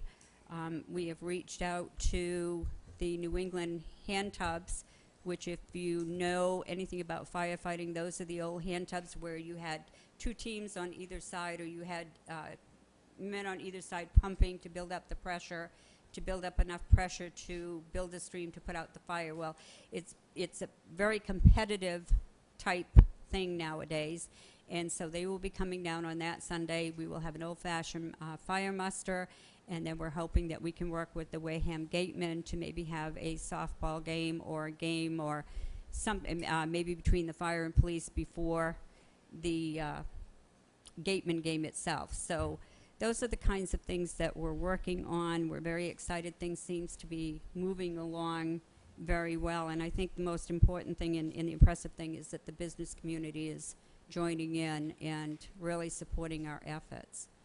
Anything else that I've left out, Rudy? Nothing really. I'd just like to enhance that, if I may, Mr. Holmes. I say, may I enhance that, Mr. Chairman, what she just said? Yeah. We're taking this on as volunteers because we love our community.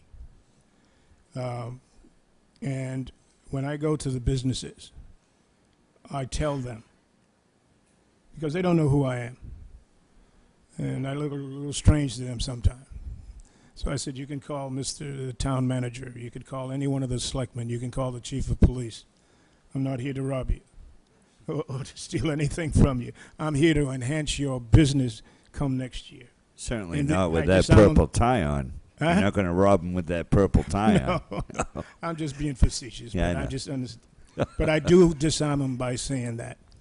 And I found, as Claire said, the business people are really into it. And I'm working on the parade with the committee.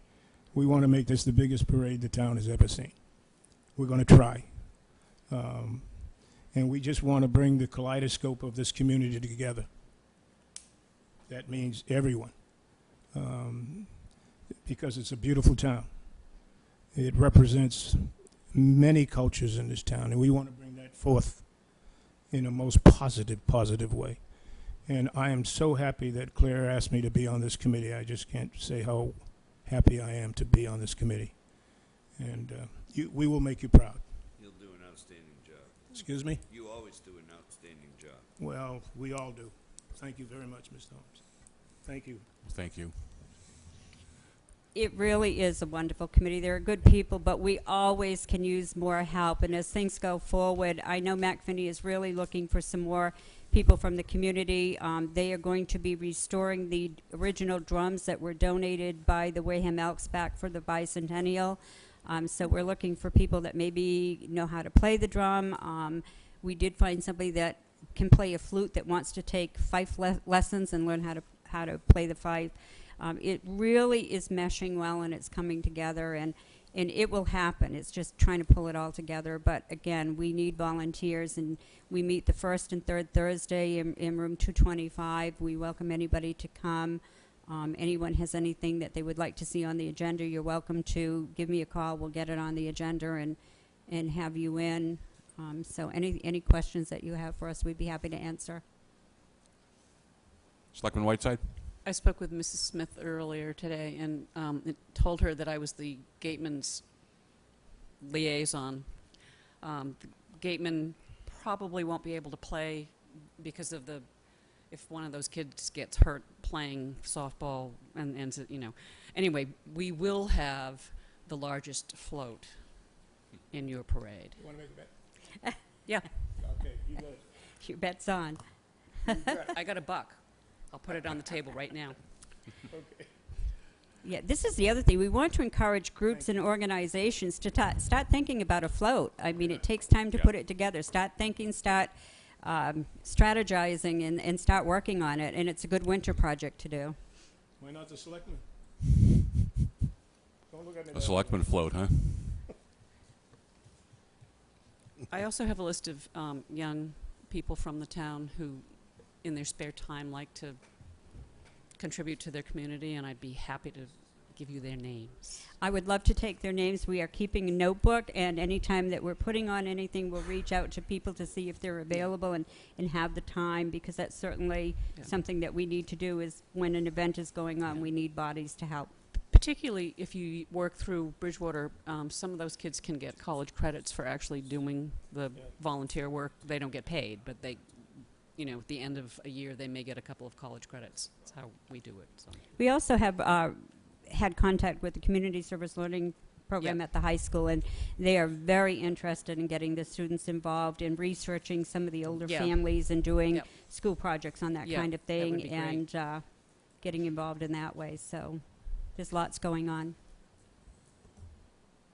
Okay, well, anything else on the board? Thank you very much for all your hard work. Thank you.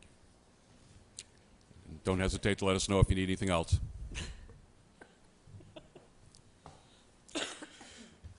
Okay. Next, please. Thank you all. Give that to Mr. Bowen, please. He can be the owner of that. Next on the agenda is discussion on guidance to town administrator for the next year. Mrs. Whiteside, I'm sorry? guidance for the town administrator. Do you have anything at all? Yes, I'd like him to become more assertive, more aggressive, and more cheap. And he's doing a really good job of all of those things. Mr. Holmes? Okay. We have, we've been talking a little bit about this previously about litter, plowing and grading. I think we're going to have to delve into that a little more. I'm not going to get into it now because we really haven't put it on the agenda as a discussion item itself, except it was mentioned last time around. But I Well, think this is No, something. it's on the back as an It's agenda on the item, back. litter and trash Litter and barrels. trash barrels are on the back. But Yeah. we're jumping forward. We got a couple of items before that on the agenda. Yeah, but I'm just saying that is an item that we as a board will need to put some policies together on. Yes. That's all I'm trying to get at. All right. The other piece we can do now, or we can wait for the town administrator's report, has to do with the costs of the town on a monthly basis and the revenues, which really should be quarterly. This board, in order to function and do what's required of it, needs to have statements on a timely basis. At the end of a month, if we can get the costs in about a 15-day period after each month. If the town administrator needs some assistance, we have several members of the board that have the capability of helping out and not causing any difficulties interfering as well. So I'd ask that as a consideration to the board, to the town administrator, for the next meeting as well. That's all I have today. Okay, next item, please. Assignment of policies. This is something that we started and kind of fell by the wayside, and we need to pick it back up. Well, with the board's indulgence, we'll put this one off. We need all 5 selectmen here for that discussion. Correct. Next is... Can I ask that actually be put off until after town meeting, and then not that we... The agenda for the 25th is looking pretty full already, so I'm guessing that you won't see this until July. Okay, I'm just saying, not that I want to avoid the issues, but I think that we have other things that will going to be hammered out before then. We'll try for July 2nd. Next is a discussion and possible vote to remove Council of Aging members. This is due to a request from the Council on Aging through the chair and the board about several members they wanted to remove. Reasons given as attendance. I do believe something was sent over in the box. Just briefly, there is a charter requirement that members who miss 3 consecutive meetings are removed from boards. They are entitled to notice that the board intends to remove them. They are entitled, once this board votes, if it votes to remove them, to come forward subsequently for a hearing on the issue of their attendance only. So tonight we have been asked by the Council on Aging as regards 2 members currently, and if you have the information there, if you could just, you have to vote individually on each member. Unfortunately, this is a public thing. So, not casting any aspersions here on people. We're just simply following up on the recommendations of the Council on Aging to remove these members if we so vote. Council on Aging voted on April 9th, 2013, 4-0-0, asking to remove and to replace Lynn Burrows and Gerald Hannon. This basically falls under the, as Mr. Titlebaum said, missing consecutive meetings. It's basically in our Division 1, Article 2, boards and meetings and hearings. Both people have the right to appeal if they are removed. They can appeal in writing and come before the board and present their case. But because of the way the process goes, they can't do this until we actually remove them first. So we have to do the first step before they can do the second. I second that motion. I believe we should have individual, just for process. I think on this instance we do need individual motions for each of the members that are being sought to be removed. I don't want to have any procedural hang up here, so if the motion could be couched to remove person A and then person B. I don't have the second name in front of me. Go ahead. No, if you want to just take out your second, I'll start again.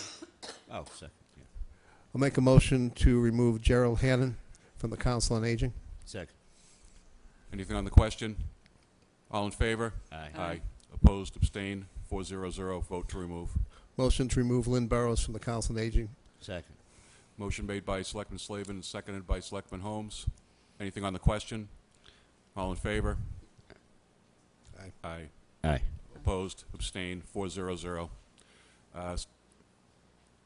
Per our requirements, they will be notified by certified mail. This will provide them with notice of their removal and also apprise them of their rights to a hearing before this board, should they so choose. Thank you.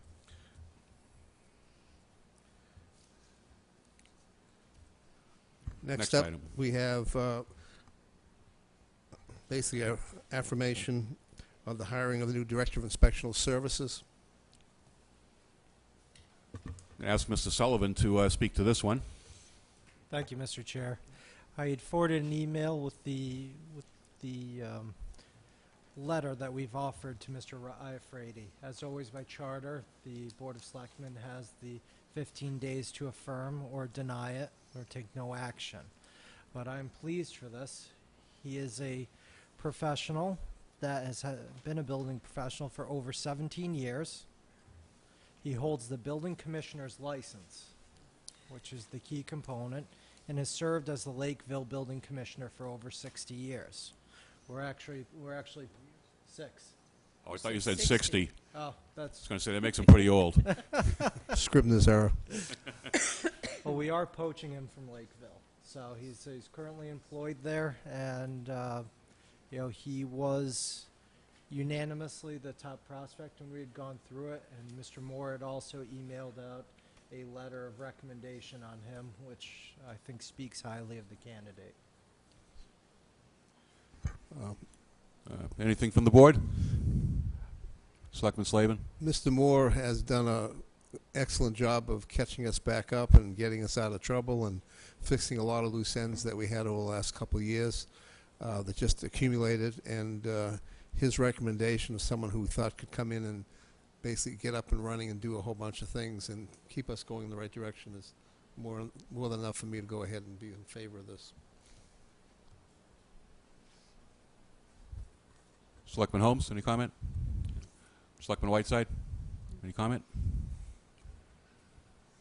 Well, somebody would make a motion, we can ratify this hiring? Make a motion to go ahead and ratify the hiring of the Director of Inspectional Services of the job already offered by Town Administrator Sullivan. Second. Who wants the second? Doesn't matter.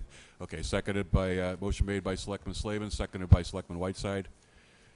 Anything else on the question? All in favor? Aye. Opposed? Abstained? 400. Congratulations to Mr. Iafredi. Thank you. And I believe Mr. Moore's wife is the happiest person in the world. Yes, now. she is. Gets him back. I'll bet she is.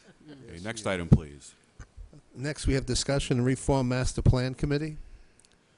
This is a request from the town planner probably a couple months ago. The Board of Selectmen basically puts together the master plan committee.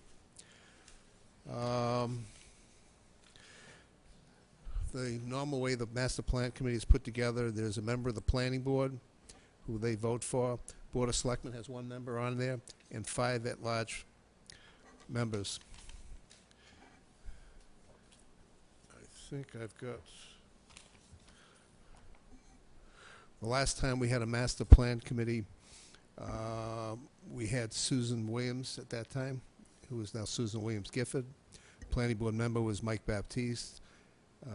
And then we had David Sharkey, who's now on the ZBA. Priscilla Porter was on there. Marjorie O'Brien, Patrick Marshall, J.T. Gleason, and Louis Bartlett. So we had a very nice mix of people in town who participated in this, and I believe they actually had some help in putting this together. I think they put it together, and they gave them, I believe, at least 3 years in order to put this all together, because I think they basically expired on November 17th, 1998. I need to go back and check exactly how many years they gave them. This is a plan that we're supposed to really, in theory, redo every 5 to 10 years at the most and update. And since the last one was 1998, it's 15 years, I guess, so it's about time. The plan actually has a lot of good points to it right now. It really needs to be updated and to make sure that we're following the direction of the plan. The Selectman's office has a copy of the master plan. I didn't make copies for everybody because it's a little bit large. I didn't want to kill a whole bunch of trees. I'm going to try and see if I can get this put onto the town's website, which I think it actually is electronically, so it'll be a lot easier to work with. But I'm pretty sure it's there, but I'll double check. So I would ask that probably at the next time we have the next meeting or shortly, we'll put together a request for people to apply for the master plan committee. Mm. The board can assign one member to get that started as well at that point as well. And we'll put a request out to the planning board for them to assign one of their members, if that's okay with everybody. Okay, it sounds like a plan. Put it on a future agenda and get the nuts and bolts done then. Thank you very much on that.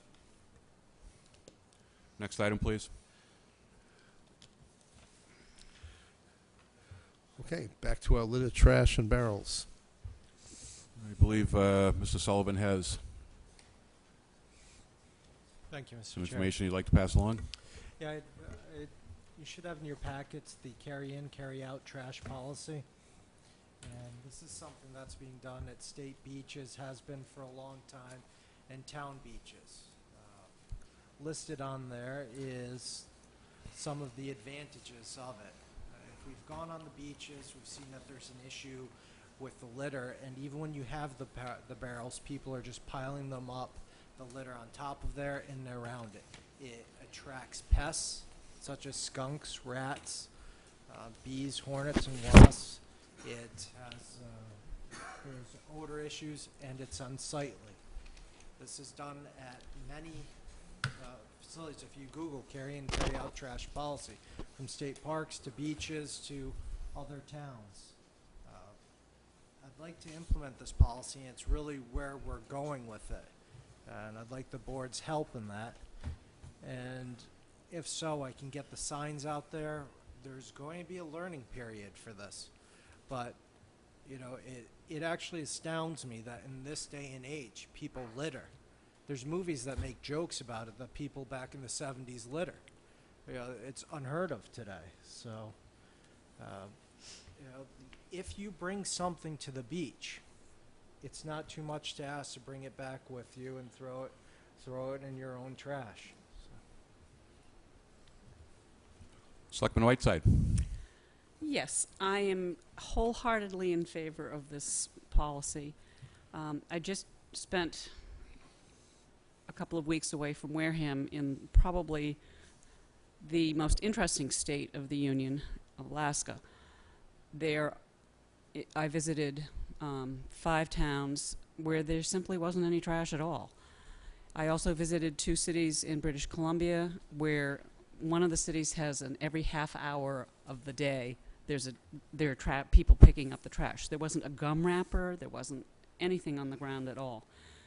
The reason that the trash in, trash out makes so much sense here is the same reason that it makes sense in Alaska. If you don't leave trash out, nothing can get into it and spread it around. Okay? In Alaska, if the wildlife get into the trash, they have to be destroyed because they have now gotten the taste of human refuse.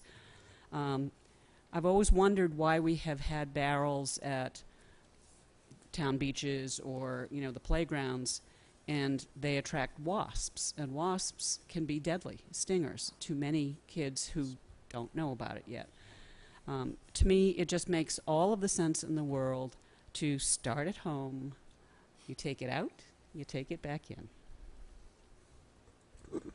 No. Long overdue policy. Selectman Holmes. You have any thoughts on this?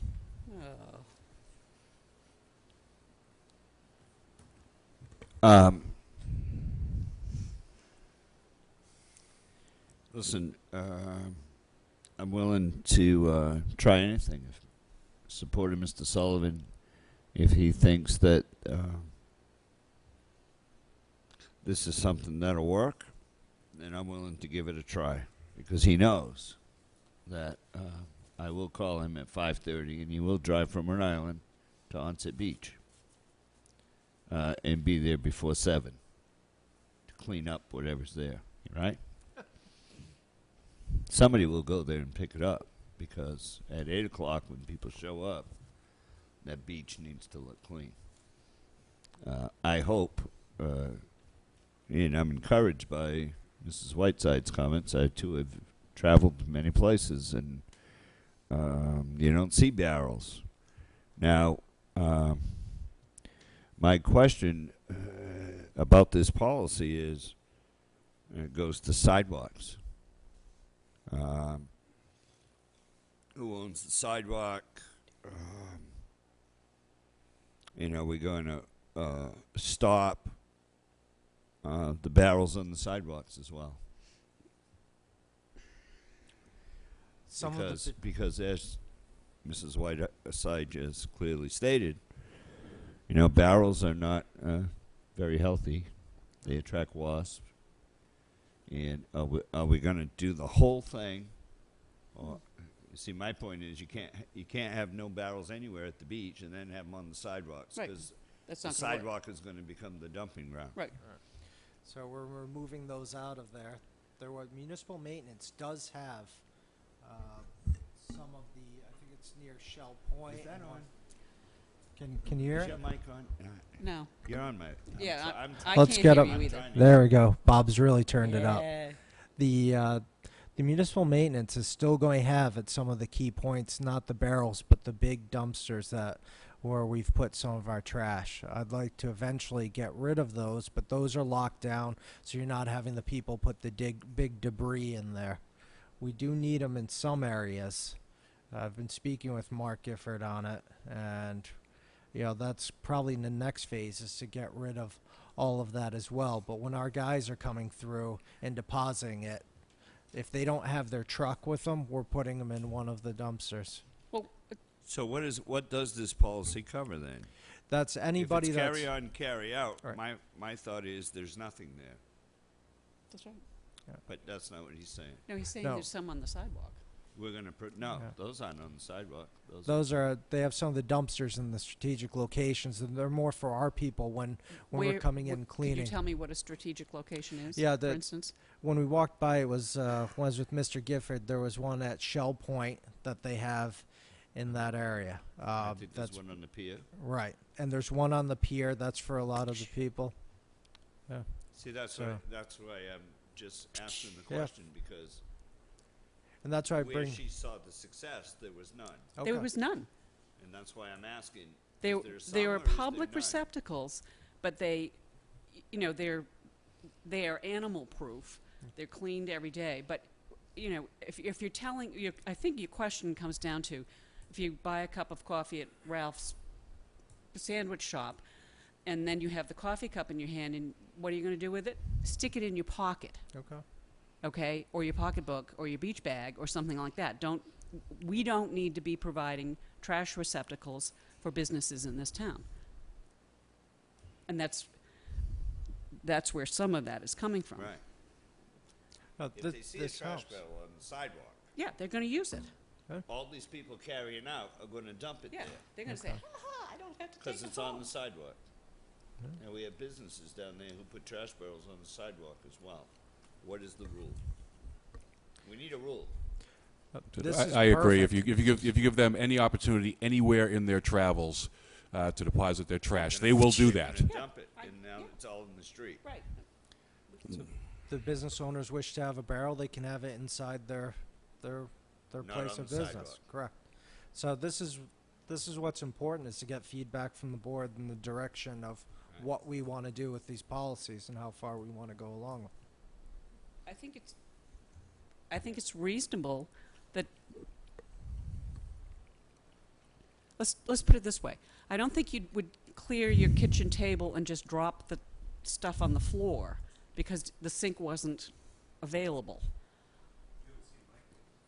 I haven't trained them yet. Well, that's on you, Attorney. Well, Nolan. and my question to follow up on that, I wouldn't go to Fred's house and put my trash on his floor. No, I I don't. would- Yeah, I mean, would deal with it. I That's will, where I come into the sidewalks, because we own the sidewalks. right. Absolutely. If somebody puts a trash barrel on that sidewalk, Then we have to pick it up. you know what's going to happen. All right. People are just going to dump, and it's going to get all over the street, and the guy who put that there isn't going to want to clean that up. So my question, to follow up on what Mr. Holmes has said, I think on our seats on Main Street and other places, that we have a seat next to a trash barrel. Yank him. Are you saying? Yank them. All right. I'm saying yank them. Yeah, I am too. It's absolutely Because no that one reason. little trash barrel No, is going to it's be going to look like Mount It's gonna be the magnet. Vesuvius. The dumping for everything. Yeah, it's going to be the magnet. It's going to be a dumpster, only it's not going to have a 20-yard capacity. It's going to have a 40-gallon capacity, and the Right. trash is going to be everywhere. Yeah. I agree if you do everything. If Do you it. do it all. If you do it 100%, I'm with you. Okay. And then I'll call you at 4:30. Give us extra time. You call me, I'll pick it up for you. I'll be leaving my phone off at nights. Selectman Slavin? This is pretty simple. Either we do or we don't. The idea of carry in, carry out is not foreign to most people. In a lot of places, they allow you to come in. You have to take stuff off. We may have to have some police enforcement down the line with this as we go along. People throwing trash out as they drive out of town. But that's all part of what we've been talking about. I'm sure Mrs. Whiteside and all the people who worked this past weekend cleaning up different streets in Wareham are tired of cleaning up the streets for other people. And I know I've done it for the last 5 years, and I'm getting old. It hurts to bend over constantly. So I think the fine is $200 or $300. I don't think there is one, is there? Is it the regular littering fine? Yes, it would be It hasn't covered changed- underneath They haven't that. changed the rules. But I think it's time. You know, we're offering people one of the nicest beaches in the Cape, virtually. We're offering them minimal parking costs, even with the kiosks when they come in.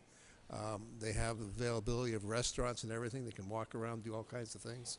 And, you know, it's the least they can do is help us keep our town clean for providing mostly everything virtually for free. You'll send a notice, to tack onto that, you'll send a notice to all these businesses that they're not allowed Steve, to put microphone. garbage can on our street. Are you, is your mic on? No. And to follow up on Mr. Slavin's point, through you, Mr. Chairman, we'll make sure that a notice goes to all businesses not to put garbage cans on our street, on our side street or sidewalk. Correct? Absolutely.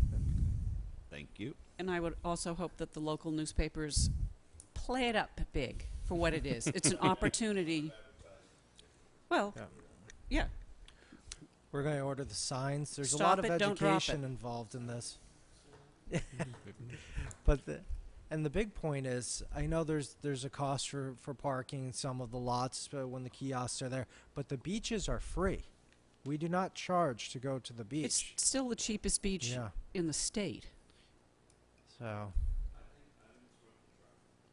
well, I appreciate it. And thank you for coming up with the suggestion. And may we put, like, it's effective immediately? Well, no, it had a date, but he took it out. I crossed out the date because it had been June 3rd when I originally wrote it. I didn't update it for this meeting. That's okay. You can go retro. Yeah, Perfect. now. I'll make a motion that we adopt a carry in, carry out trash policy effective as of today in the town of Wareham, as outlined by Mr. Sullivan. Motion made by Selectman Slavin and seconded by Selectman Holmes. Anything else? All in favor? Aye. Aye. Opposed? Abstained? 400. Thank you very much. Thank you. Thank you. Don't expect any calls. People need to Yep. people need to take care of the town that they say that they love. Let's start seeing it. Okay. Next item on the agenda is the stabilization account policy that the town administrator passed over to us, I think, last week. I did, and this is the same language, just in a memo format that would maybe be easier to read. Make a motion to accept the policy as written Second. by Mr. Sullivan. Motion made by Selectman Holmes and seconded by Selectman Whiteside. Anything further on the question? Yeah, once again, I just want to piggyback onto Mrs. Whiteside and give Mr. Sullivan high marks for his recommendations and for his forward thinking and for bringing these policies to the town. Thank you. Likewise. All in favor? Aye. Aye. Opposed? Abstained? 400. Next, the Board of Selectmen will be having an employee cookout on June 20th. Actually, we skipped over Did I? discussion Oh, and possible sorry. vote on special town meeting articles. Do we have I'm sorry. Sufficient information on, I think, the outstanding 3 that we were looking at from the town side to, I think one of them was the police vehicles, and we'd forwarded to the board. Yeah, but there was a selectman that I think would really like to be part of the discussion. Yes. On that. Yeah, I'll can hold we, on that Mr. one. Chairman, can we do that at 6 on Sure. Tuesday when Patrick's here, and that way we'll have 5 votes sure, when announced? Yeah. Is We that also- okay? that's fine. We also should have final numbers, which we still don't really Right. have. But we will have them at 6. Yes. Mr. Sullivan, through you, Yeah. Mr. Chairman. Back to the employee cookout on June 20th from 12 to 2. Last count I got was 66 from Janet. Yeah, I think I had 67. You about, Yeah, same. and I don't think that included us. No. So we're about 80 people. We're planning on about 80 and then have an overage in case we get to 100. What I'll do is I will sit down with Suzanne and the Board of Health tomorrow. I've already given her a list. I've made a list of everything that we need. We did this last year for the volunteers. And then I'll send off a note to everybody how much money it's going to cost us. Just people understand this is something the Board of Selectmen do. We don't get reimbursed. We pay for it ourselves. So that don't complain that we're spending someone else's money. We'll be doing all the cooking and everything else as well. Yeah, so don't complain about your hamburger either. What and we said it was at 6:30? No, we're going to do this from 12 to 2 on Thursday. We moved it over to Thursday because the employees had issues with time and stuff. Oh, I saw that. 12 So we to changed 2. it, 12 to So 2 it's Thursday. it's a lunch thing. It's a lunch thing. Have to I'll make sure email I update everybody my as soon as I calendar. can tomorrow once I know where we're at. Okay. Outstanding. I'll also put a copy of everything I've got here. I'm sorry I didn't get it for you today, of the list of everything we have. June 20th, Thursday. Thursday, June 20th, just so everybody hears. 11 to 1, was that the time we? 12 to 2. 12 to 12 to 2. 2. That's okay, I'll be early. Yes, you will be early. Make sure I get my hamburger. No, you'll be early cooking and doing things. Any other town business not reasonably anticipated 48 hours prior to the posting of this meeting? Anything, Selectman Whiteside? No, I just want to say thank you for your patience while I didn't have any voice at all, which was for a whole week. It's vacation. Yeah. Selectman Holmes, any unexpected business? No. Selectman Slavin, nothing? No. I guess we're ready for Town administrator's Town report. Administrator's report, if you got anything. Thank you. Yes, inside your packets you'll see something that lists the Mass General Law and then a portion of the police chief's contract. It had been asked of me. There's 2 different forms of police chief. One a weak chief and one a strong chief. Meaning that what sort of control they have over their spending, the department, etc. By contract and by Mass General Law, our chief's position is a strong chief, meaning they have the supervision and control of all departmental equipment and motor vehicles belonging to or used by the police department. The second item that I have, is there any question? Selectman Holmes? Yeah, Mr. Chairman, did we not 2 years ago, I believe, or 3 years ago, take this to town meeting? Where we had a vote on this matter? You know, I don't specifically recall that. Perhaps Madam Moderator, who's still with us. Yes, we had a vote on whether we would have a strong chief or a civil service chief, a non-civil service chief. We actually talked about this 30 years ago, and it went before town meeting to have the strong chief. It's to town meeting. It's been to town meeting. We don't need any discussion on it. I didn't ask for, but it did go to town meeting. Because I remember being in the auditorium, Stanley was there answering questions. We went to town meeting. Well, everybody's shaking their head no, but I believe we did take a vote on it at town meeting.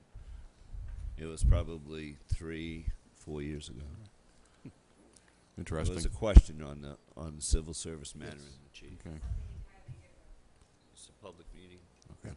Selectman Slavin? The only reason this came up was because people were questioning what the chief could do as far as, purchasing, requesting equipment, et cetera. And we just wanted a clarification, because there's a major difference between what's classified as a strong chief or weak chief, as well as the police. Fire department has the same classification. And we just want to make sure people understood exactly what the status was. Thought I heard And something. that's I all remember- that was just for I clarification. remember when we were asking questions, he said, he made a reference to golf. That's why Yes. I remember this so well. Do you remember that? I remember all of it. So I just, again, this is clarification for everybody, is why we asked for that question to be answered. Okay, next, And is please. it- And is this about going forward? No, this is This is information. just information. So this has nothing to do with my original question. Thank you, Mr. Chair.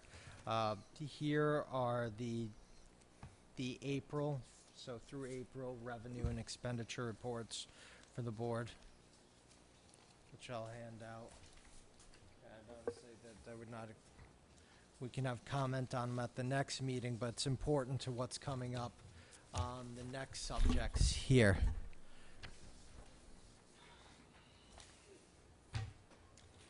And excuse me for bearing you in paper. The part of these are what I've received today. Tomorrow night. For the next time that you do this, remember that several of us are of an age where even with glasses, So, it's going to be difficult. landscape. Vision challenge. Yeah, VC. landscape Landscape. it, please. Okay. VC here. Yeah, the .2 size font is a little difficult for our older members. Excuse me? It's not too bad on the letters. It's when you're trying to look at the numbers. It doesn't. Yeah. Threes look like eights. Sorry. And what Have I this got your leads glasses on? I do this. what this leads up to is tomorrow night I'll be going in front of the Finance Committee seeking a reserve fund transfer for the police department. Their budget, and this, so we've received a letter from the town accountants stating that the police salary lines have approximately $53,000 remaining in their salary, and their payroll each week is $71,000. So we'll need that transfer for this, and then as well, on the back of the email from the town accountant is a draft of the transfers that we'll be doing for the year end for all the departments. The ones that will be in deficit are general services, roughly $1,500. Inspectional services expenses, $3,000. That's because Mr. Moore is paid as a contractor, not as a salaried. The Board of Health expenses, $2,500. That's been mostly fuel costs, which we fixed in the next budget cycle.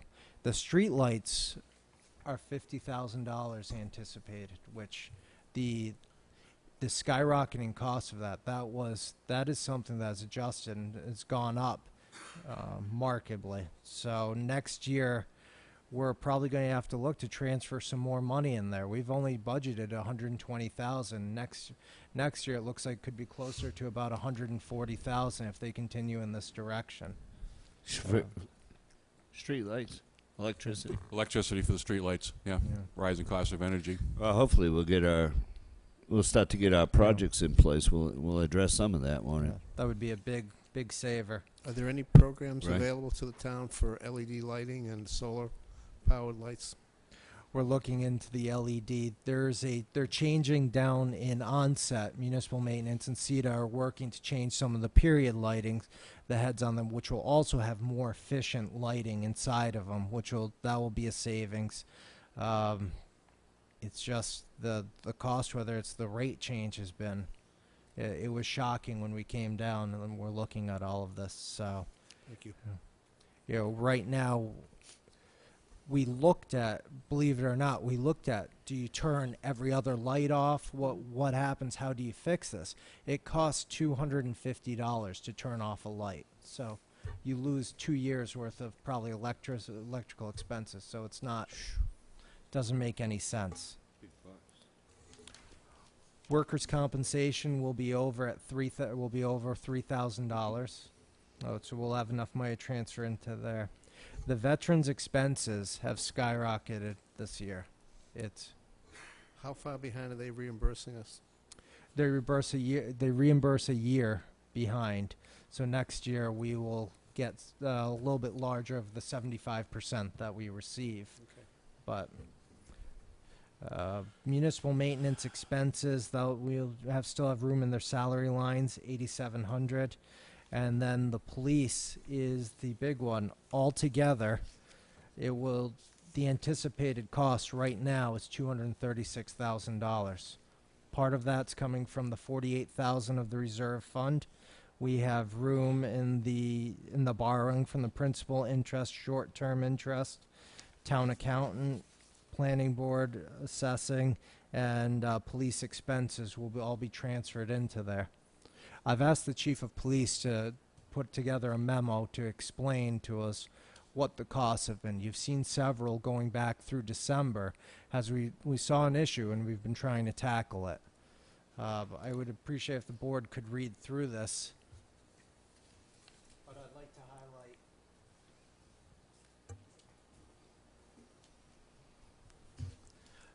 some of the issues. We've gone over that we had 2 unplanned retirements. They cost us $60,000 on paying them out. They were 2 sergeants' positions that had to be filled, or they're filled with overtime. In the cost, Derek, just for a question, do we have the overtime costs due to the shortage of, the shortfall of police officers with I think we're 5 or 7, were we 7 or 8 people out? You're correct. If you see the page 2 has lists of the officers out. I'm not going to read their names. No. Okay. On there. This just came out today? This memo came out today from the chief. So basically, in order to pick up for the people that are missing, we're paying, for most people, time and a half overtime for every Correct. one of them. So if somebody had a $50,000 salary and they're out sick for the entire year, it's going to cost us $125,000 to fill that shift. They're 50 and another 75. Thank you. If you see in here what the Say total that again. Yeah, I can't hear you tonight. Okay. You have to eat the microphone. I'll eat. It's not working. No, No, it's Yeah. Maybe it's not my his deafness. mic is No. waffly or something. You want to say that again? Repeat Yes. that again?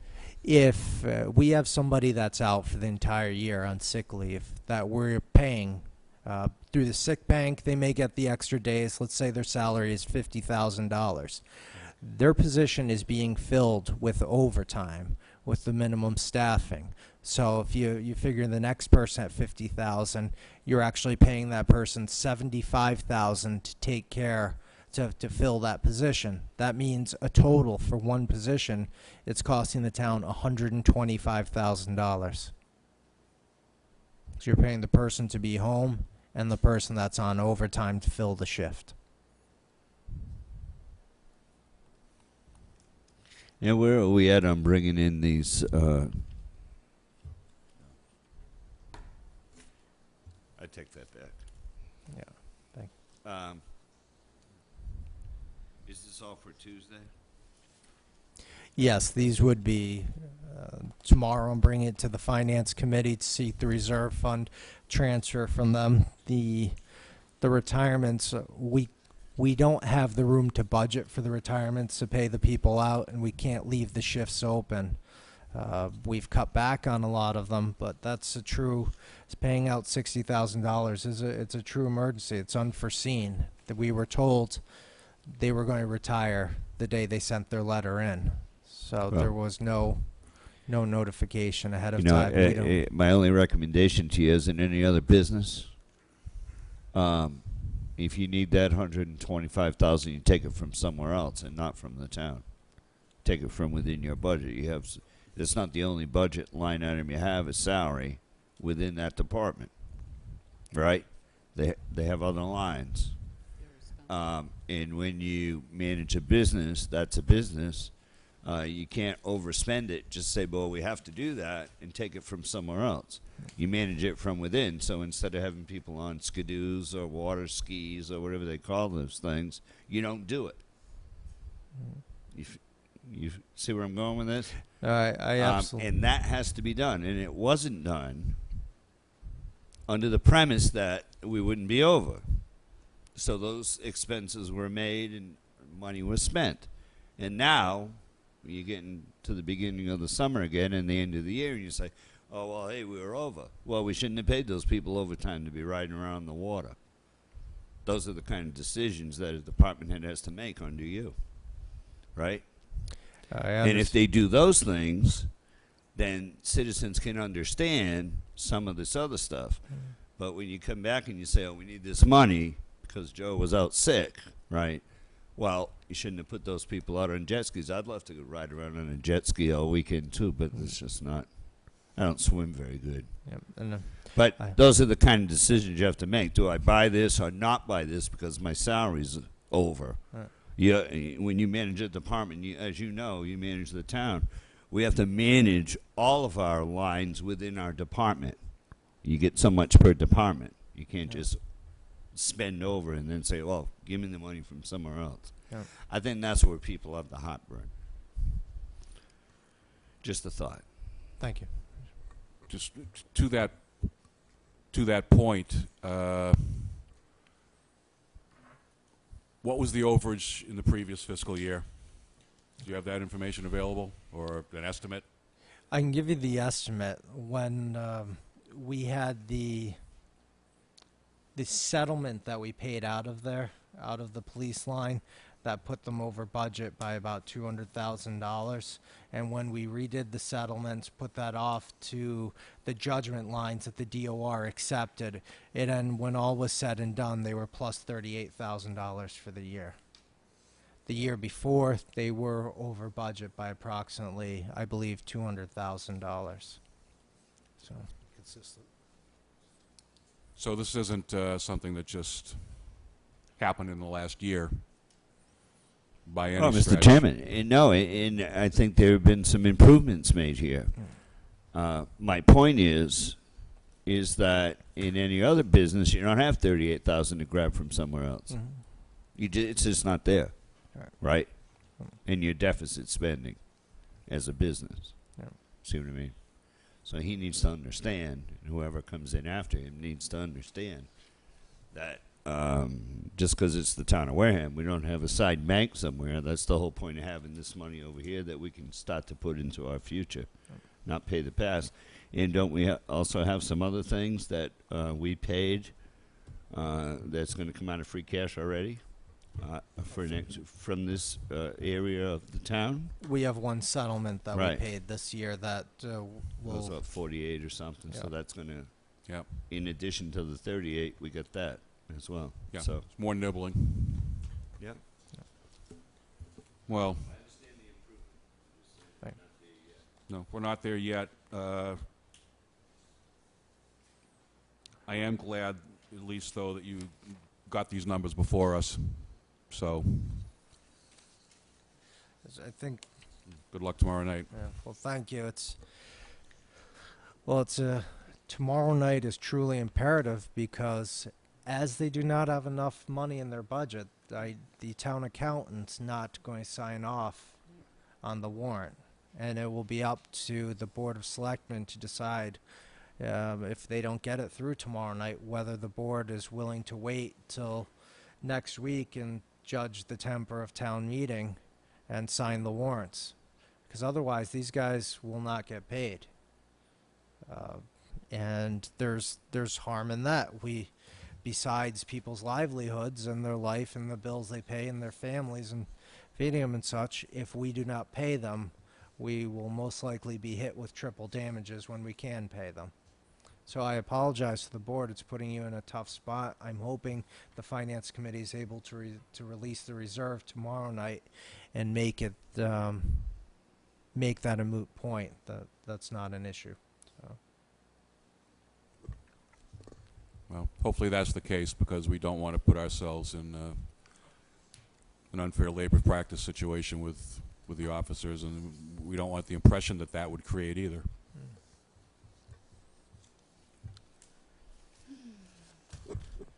Okay, so to continue on the sad path here, and you should This all. is after we gave you compliments, two of us. You want to take it back? No. You have inside your packets as well, you should have an email from Mary Ann Silva from the town clerk talking about snow plowing of private ways. And this is an issue that has developed in a lot of communities. Something that has always been done doesn't necessarily mean that it's been legal. The town has never adopted the statutes to remove snow and ice from private ways.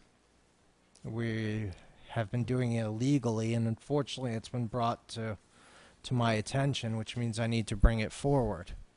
Also in your packet you'll have a letter from the IG's office to the I believe it's the Wellfleet town administrator, stating the illegality of doing such.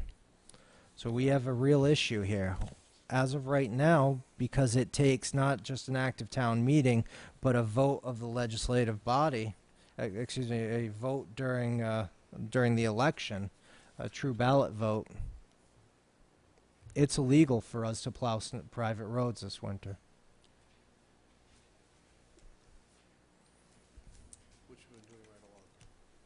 Which we've been doing all along, and although I don't think it works in criminal cases, but we could plead ignorance of it.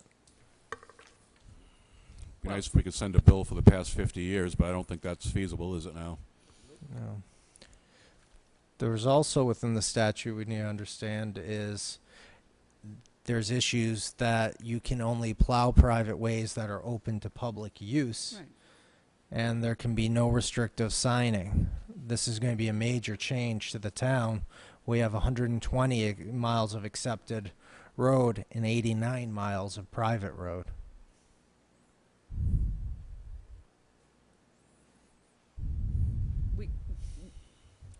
Selectman Holmes? The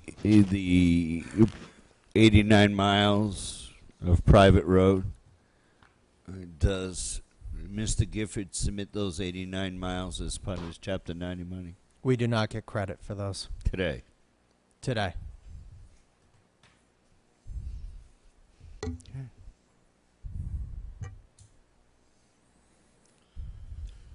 Selectman Whiteside?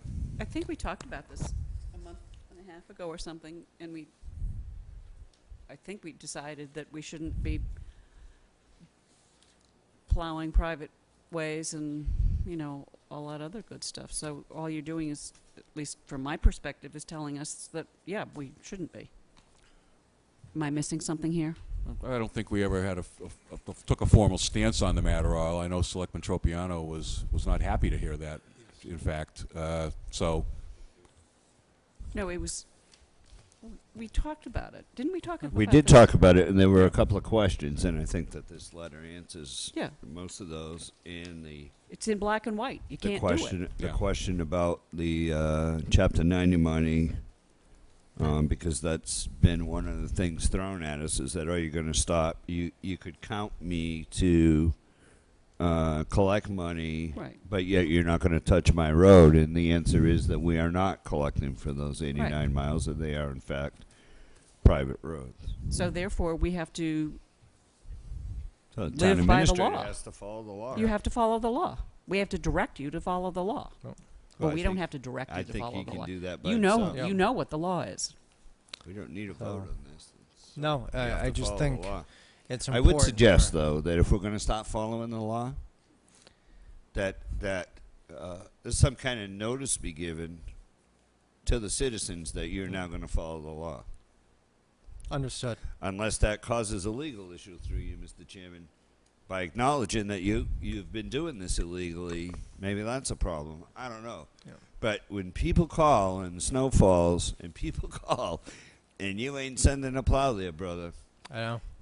So they're going to call somebody and it won't be Mr. Bowen. So maybe he might want to look at that first. But you got to follow the law. May I Selectman Whiteside? Make a comparison between trash and snow, please? Several years ago, Jesus is going to come and pick up the snow. He put it in. He's going to get.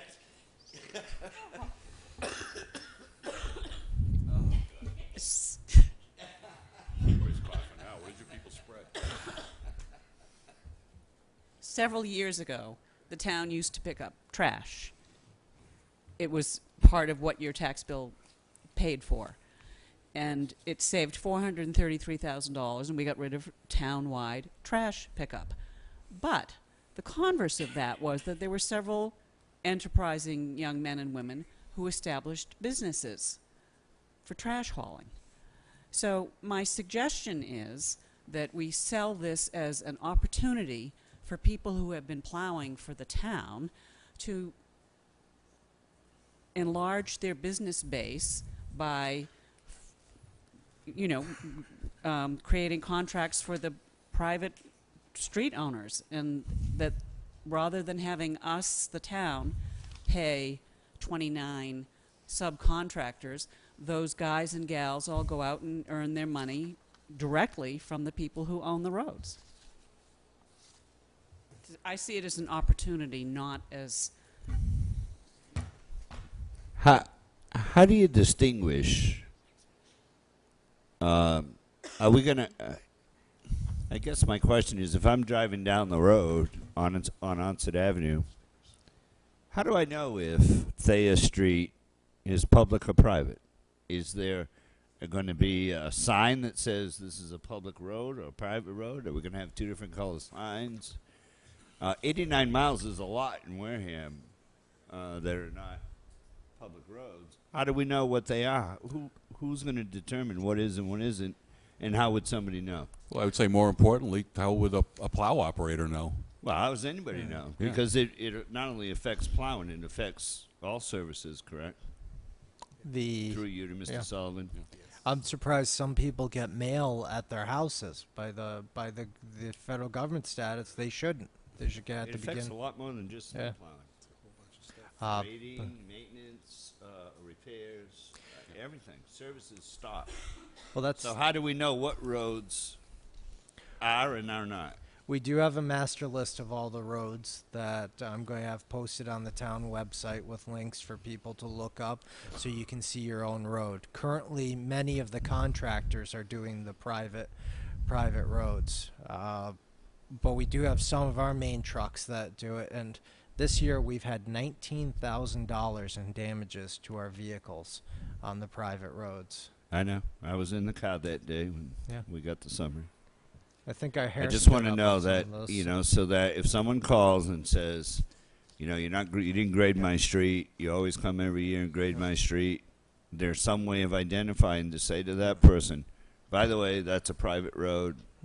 You're on the grade for your own. You're on the hook for your own grading, as well as plowing, curbing, maintenance, etc. Well, in the irony that we often encounter, the town has accepted the Mass General Law to make temporary repairs on private ways, and we have a bylaw regarding that. But in the bylaw, it states that we shall charge for it. Right. So. Selectman Whiteside? We become an entrepreneur too, to use Mrs. Whiteside's example, One of that if we are doing work that we should be billing for, that we're billing for it. And collecting. But right. Or you aren't there collect before you do the four work. different categories? There's public road, private road, town accepted roads, and public but not accepted road. Remind me. We have a whole litany of them. We've got right now most of them, when a road is taken, we take it over for the town is now responsible for the maintenance. And some people think they have a taken private road. You can't be taken and be private as well, is my understanding. That's correct. Is there some little loophole on the? Because this is opening up the can of worms. But yeah, my question was more specifically. I'm trying to think of a recent development where the road is still. You had one 3 weeks ago or something. Polytree Lane. That's a private road. They own to the center of the road. Okay. Oh, there was another one out Main Street, West Wareham, off of Main Street. Yeah, And those are private roads because they Right. were never accepted because of the way that the When that the we were going permit up that was. I'm sorry. When we were driving with Gifford. You know, it's a good and thing I'm I not said- married to you because I'd probably have to pound your face. Stop. Well, you can try, I guess. No. Um, Stop All interrupting. right, calm down, everybody. when we were driving up Main Street there, and I said, "Oh, this is the guy where the guy had called about not Yep. plowing and said there was fetus and there was about that much snow in the ground." Right. That's Right, a that- new one. That's a brand new one that hasn't been accepted by the town. They would have So to. we wouldn't touch that at all. Correct. They'd But have to aren't bring- those the way that they were permitted by the zoning board or the planning board? They would have been permanent. It depends, Judy. If it was a subdivision, Yes. and the subdivision had a homeowner's, I'll give you an example. We have Sarah Beth Lane, which is off of, I think it's Glen Charlie down the end. That particular road is a private road. It's a subdivision, and what happens, the homeowners association, when it's formed, then becomes, depending how it's set up, the owner of the road. Basically, the homeowners association then can apply to the town through town meeting to accept the road. If not, it's a private road that all the homeowners that have, basically pay a fee for the association. They're responsible for the maintenance, repair, plowing, etc. This is a road that's been finished, but the homeowners association's never done anything, because I looked it up for somebody just recently, and it is not a town road. And technically, we do plow it, but we're really not supposed to. And what happened is someone was complaining, which is what we're gonna get into. I'm paying taxes and everything else, I don't use any service in town, and now you're not gonna plow my road. So this is just some of the things, because I don't think people completely read when they buy a home, and they look and see what it is when they're in a subdivision, Right. what the responsibilities are. And we've run into this more than a few times recently now. And I'm just saying is there are a lot of roads out there that are actually owned by the homeowners. Right. Isn't one In of the association. articles on the town meeting accepting a road? That one there is gonna be pulled, but you're right, that's one where homeowners are actually gonna pay to get the road up to specifications. Get it up to the Get town the meets spec? and bounds done, and then Right. ask the town to take it over. Okay. But they're actually paying for So all there are that. ways for people to get their streets accepted. Yes, there's a process. There is a I process, apologize, Selectman Mr. Holmes. Whiteside, What? but I can say that I can't remember the last time someone was successful in getting town meeting to accept a road. Last There's year. been a couple, but there's been a lot more shot down than have been accepted. Well, we had one in Bethel Way, I think, last year. Can be Why done. accept, well, I guess the question is why accept it? If it's gonna cost him more money and he hasn't budgeted for it.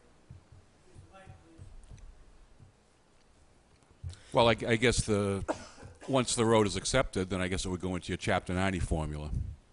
So whether that fully covers the cost of the road, I guess is a different question, but Well, it also makes sure that the road is then up to, doesn't have the potholes that eats Right. graders and things like that. Right? Yeah, it would have to be brought up to our To the s- minimum to the s- standards. Minimum standards, right. Right, which are fairly, especially if somebody's on a dirt road, that can be fairly costly, excuse me. Yeah, but these brand new places are not, Yeah. they're not gonna get plowed, Yeah, I understand that. right? I understand that, and Whether the road is quality or it's dirt, it doesn't Mhm. matter. Correct. They're not gonna get plowed. if they are unless not They're not. public ways. Right. can't do it. And the private homeowners, one way to put it is unless the association owns the road, the private homeowners own to the center of the road. So technically, we're doing work on private property that people own, so. I just think if there's some way to give notice without liability, that would be a good thing. Don't just wait until something happens. I think you have to give the notice now. Right, this is going to be a process, all leading up, starting today, or tomorrow, I should say, going through this, letting them know. We'll probably have to have some meetings just to bring people forward. And people will not be happy, but unfortunately, it's this the way the law It's reads. the law.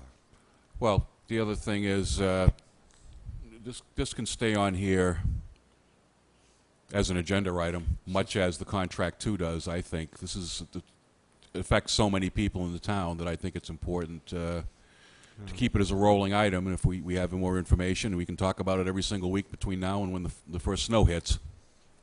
He can do that as part of his report. I don't think we want to have an agenda item like that. That's just, again, owning up to the fact that we're doing something illegal. I think the more you promote that you're doing something illegal, when something happens, you're going to be responsible in the end if somebody comes back. He's shaking his head, so I may be onto something. All right. I just think you let him do his job and follow the law and do it that way. And he can keep people abreast as to what's going on, but I don't think the board should sanction that. No, I'll pass for now. Okay. I think we've talked that one pretty thoroughly. Anything else? Oh, now that everybody thoroughly hates me, I will stop.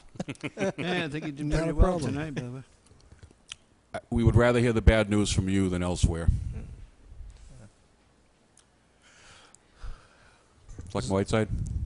I'm not sure I know what's bad news about following the law.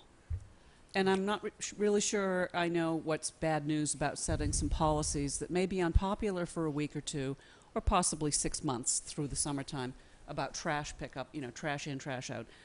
I'm not really sure that that is the way that I'd like to look at it, even though I just lost my temper. This town has a very long history, and in the past, I'm going to say 12 to 15 years, has come a long way down in terms of attractiveness to the outside world. And those of us who live here know it's the best place in the whole world to live. And it's time that we took pride in it. And so I don't understand the reluctance to do what's right. Selectman Slavin? I agree with Mrs. Whiteside completely. We have issues that for quite a while we've either closed our eyes, looked the other way, and when you actually have that happen over a long period of time, to fix the issue is usually painful and difficult. But someone's got to eventually say enough is enough. I remember, I think it was a movie, newspaper, something, I can't take this anymore, and you see people throwing computers out the windows and everything else. And we're getting to the point where, someone has to make these hard decisions. They're unpopular. You're making decisions that are not going to be there so you get reelected again in life, because you're going to affect people. Change people don't like. But some of these changes have to be done. We have to realize that we're in a new economy. The world has changed, unfortunately. In this country, it's very difficult because we're no longer able to just buy and spend whatever we want anymore. We have responsibilities. We have to pay back what we did over the last 20 years. We have a debt that we have to pay back now, which unfortunately none of us really want to do that because we have to compromise our lifestyle to do it. So it's incumbent upon this board, and I think the people basically, whether they like us or not right now, we have a job to do, and we're going to have to make what looks like unpopular or difficult decisions, but we have to make these decisions because we have a group of people coming up after us in the future, and we can't mortgage their future as has been done previously. I don't see this as a negative thing. I see it as a positive thing. As long as we do what I suggested last week or the week before, and that is that if the town, and I don't care what side you want to say sides, there are two sides to town finances, and as long as the town continues to commit to these types of things, the trash, save money there. The roads, you save money there. Other things that we're doing, save money there. As long as you get these savings and Mr. Sullivan manages that savings, and you don't have another side of government sitting there saying, oh, the town just saved $100,000, we can go spend that money. Can't do that. Then the taxpayers will support the stuff that we're doing. But if they just see it as a vacuum and a funnel into the other side of government, then that's going to be a major problem. So as long as everybody's doing the same thing, we're all rowing in the right direction, this is all good stuff. I don't have an issue with it. Well, I certainly wasn't suggesting that we shirk our responsibility by any stretch. These are necessary things. That's why Mr. Sullivan's talking about them. That's why we have items on the agenda. That's why we've been, since I've been on the board, we've been having these discussions. We had them last year. We're having more of them this year. So they will continue to happen. Next item agenda is, Judy, do you have any reports from any committees? No, unfortunately. Mr. Holmes? You took care of the major one earlier. Okay. I have only the planning board. They met yesterday. They had a presentation by Serped. They basically, Serped has developed a whole bunch of GIS-based mapping. It's a very thorough presentation. It allows the town's boards, committees, commissions, the Board of Selectmen, almost everybody in town that has a function to put on, basically download the GIS maps right from their site. And if you want to look at areas for development, economic development, areas for conservation, all these are all overlays. What used to happen before is someone would look at a map and draw a circle, and that's what the area would be. They actually have taken, with the help of the planning board chairman, Mr. Barrett, and also our town planner, Mr. Charbonneau, spent quite a bit of time with Serped, and it's, when you look at the maps, you actually look at the lots, exactly what the lots are with the buildings on them, and there's all color combinations, so you can look at an overview of the town, how it's being used and developed, where you might have potential areas to develop, where with the TDRs that we're talking about, where you can actually move land back and forth. It's a fantastic tool that is now available to us to actually plan, do things, and I was very happy to see it be available. It's one of those things that is not free, but it technically is free to the town, but it's something that took a lot of time and effort to do, and I'm really happy that the planning board and the planning director took that time, because this will help us in the future. It will help our businesses that come to town. They can download the same map and say, okay, this is an area which is available for my business to locate. Here's some open area for me. So it should be a great tool for us. That's all I have today. Okay.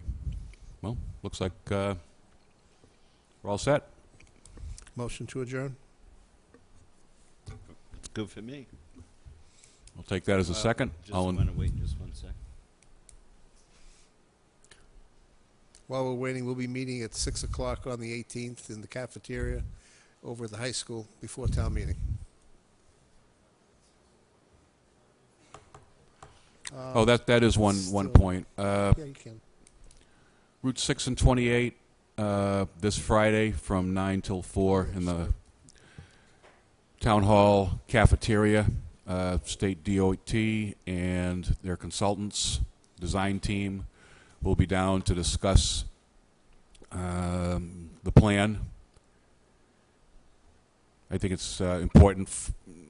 This is an important road for everybody in the town of Wareham, and it's important for all viewpoints to be heard.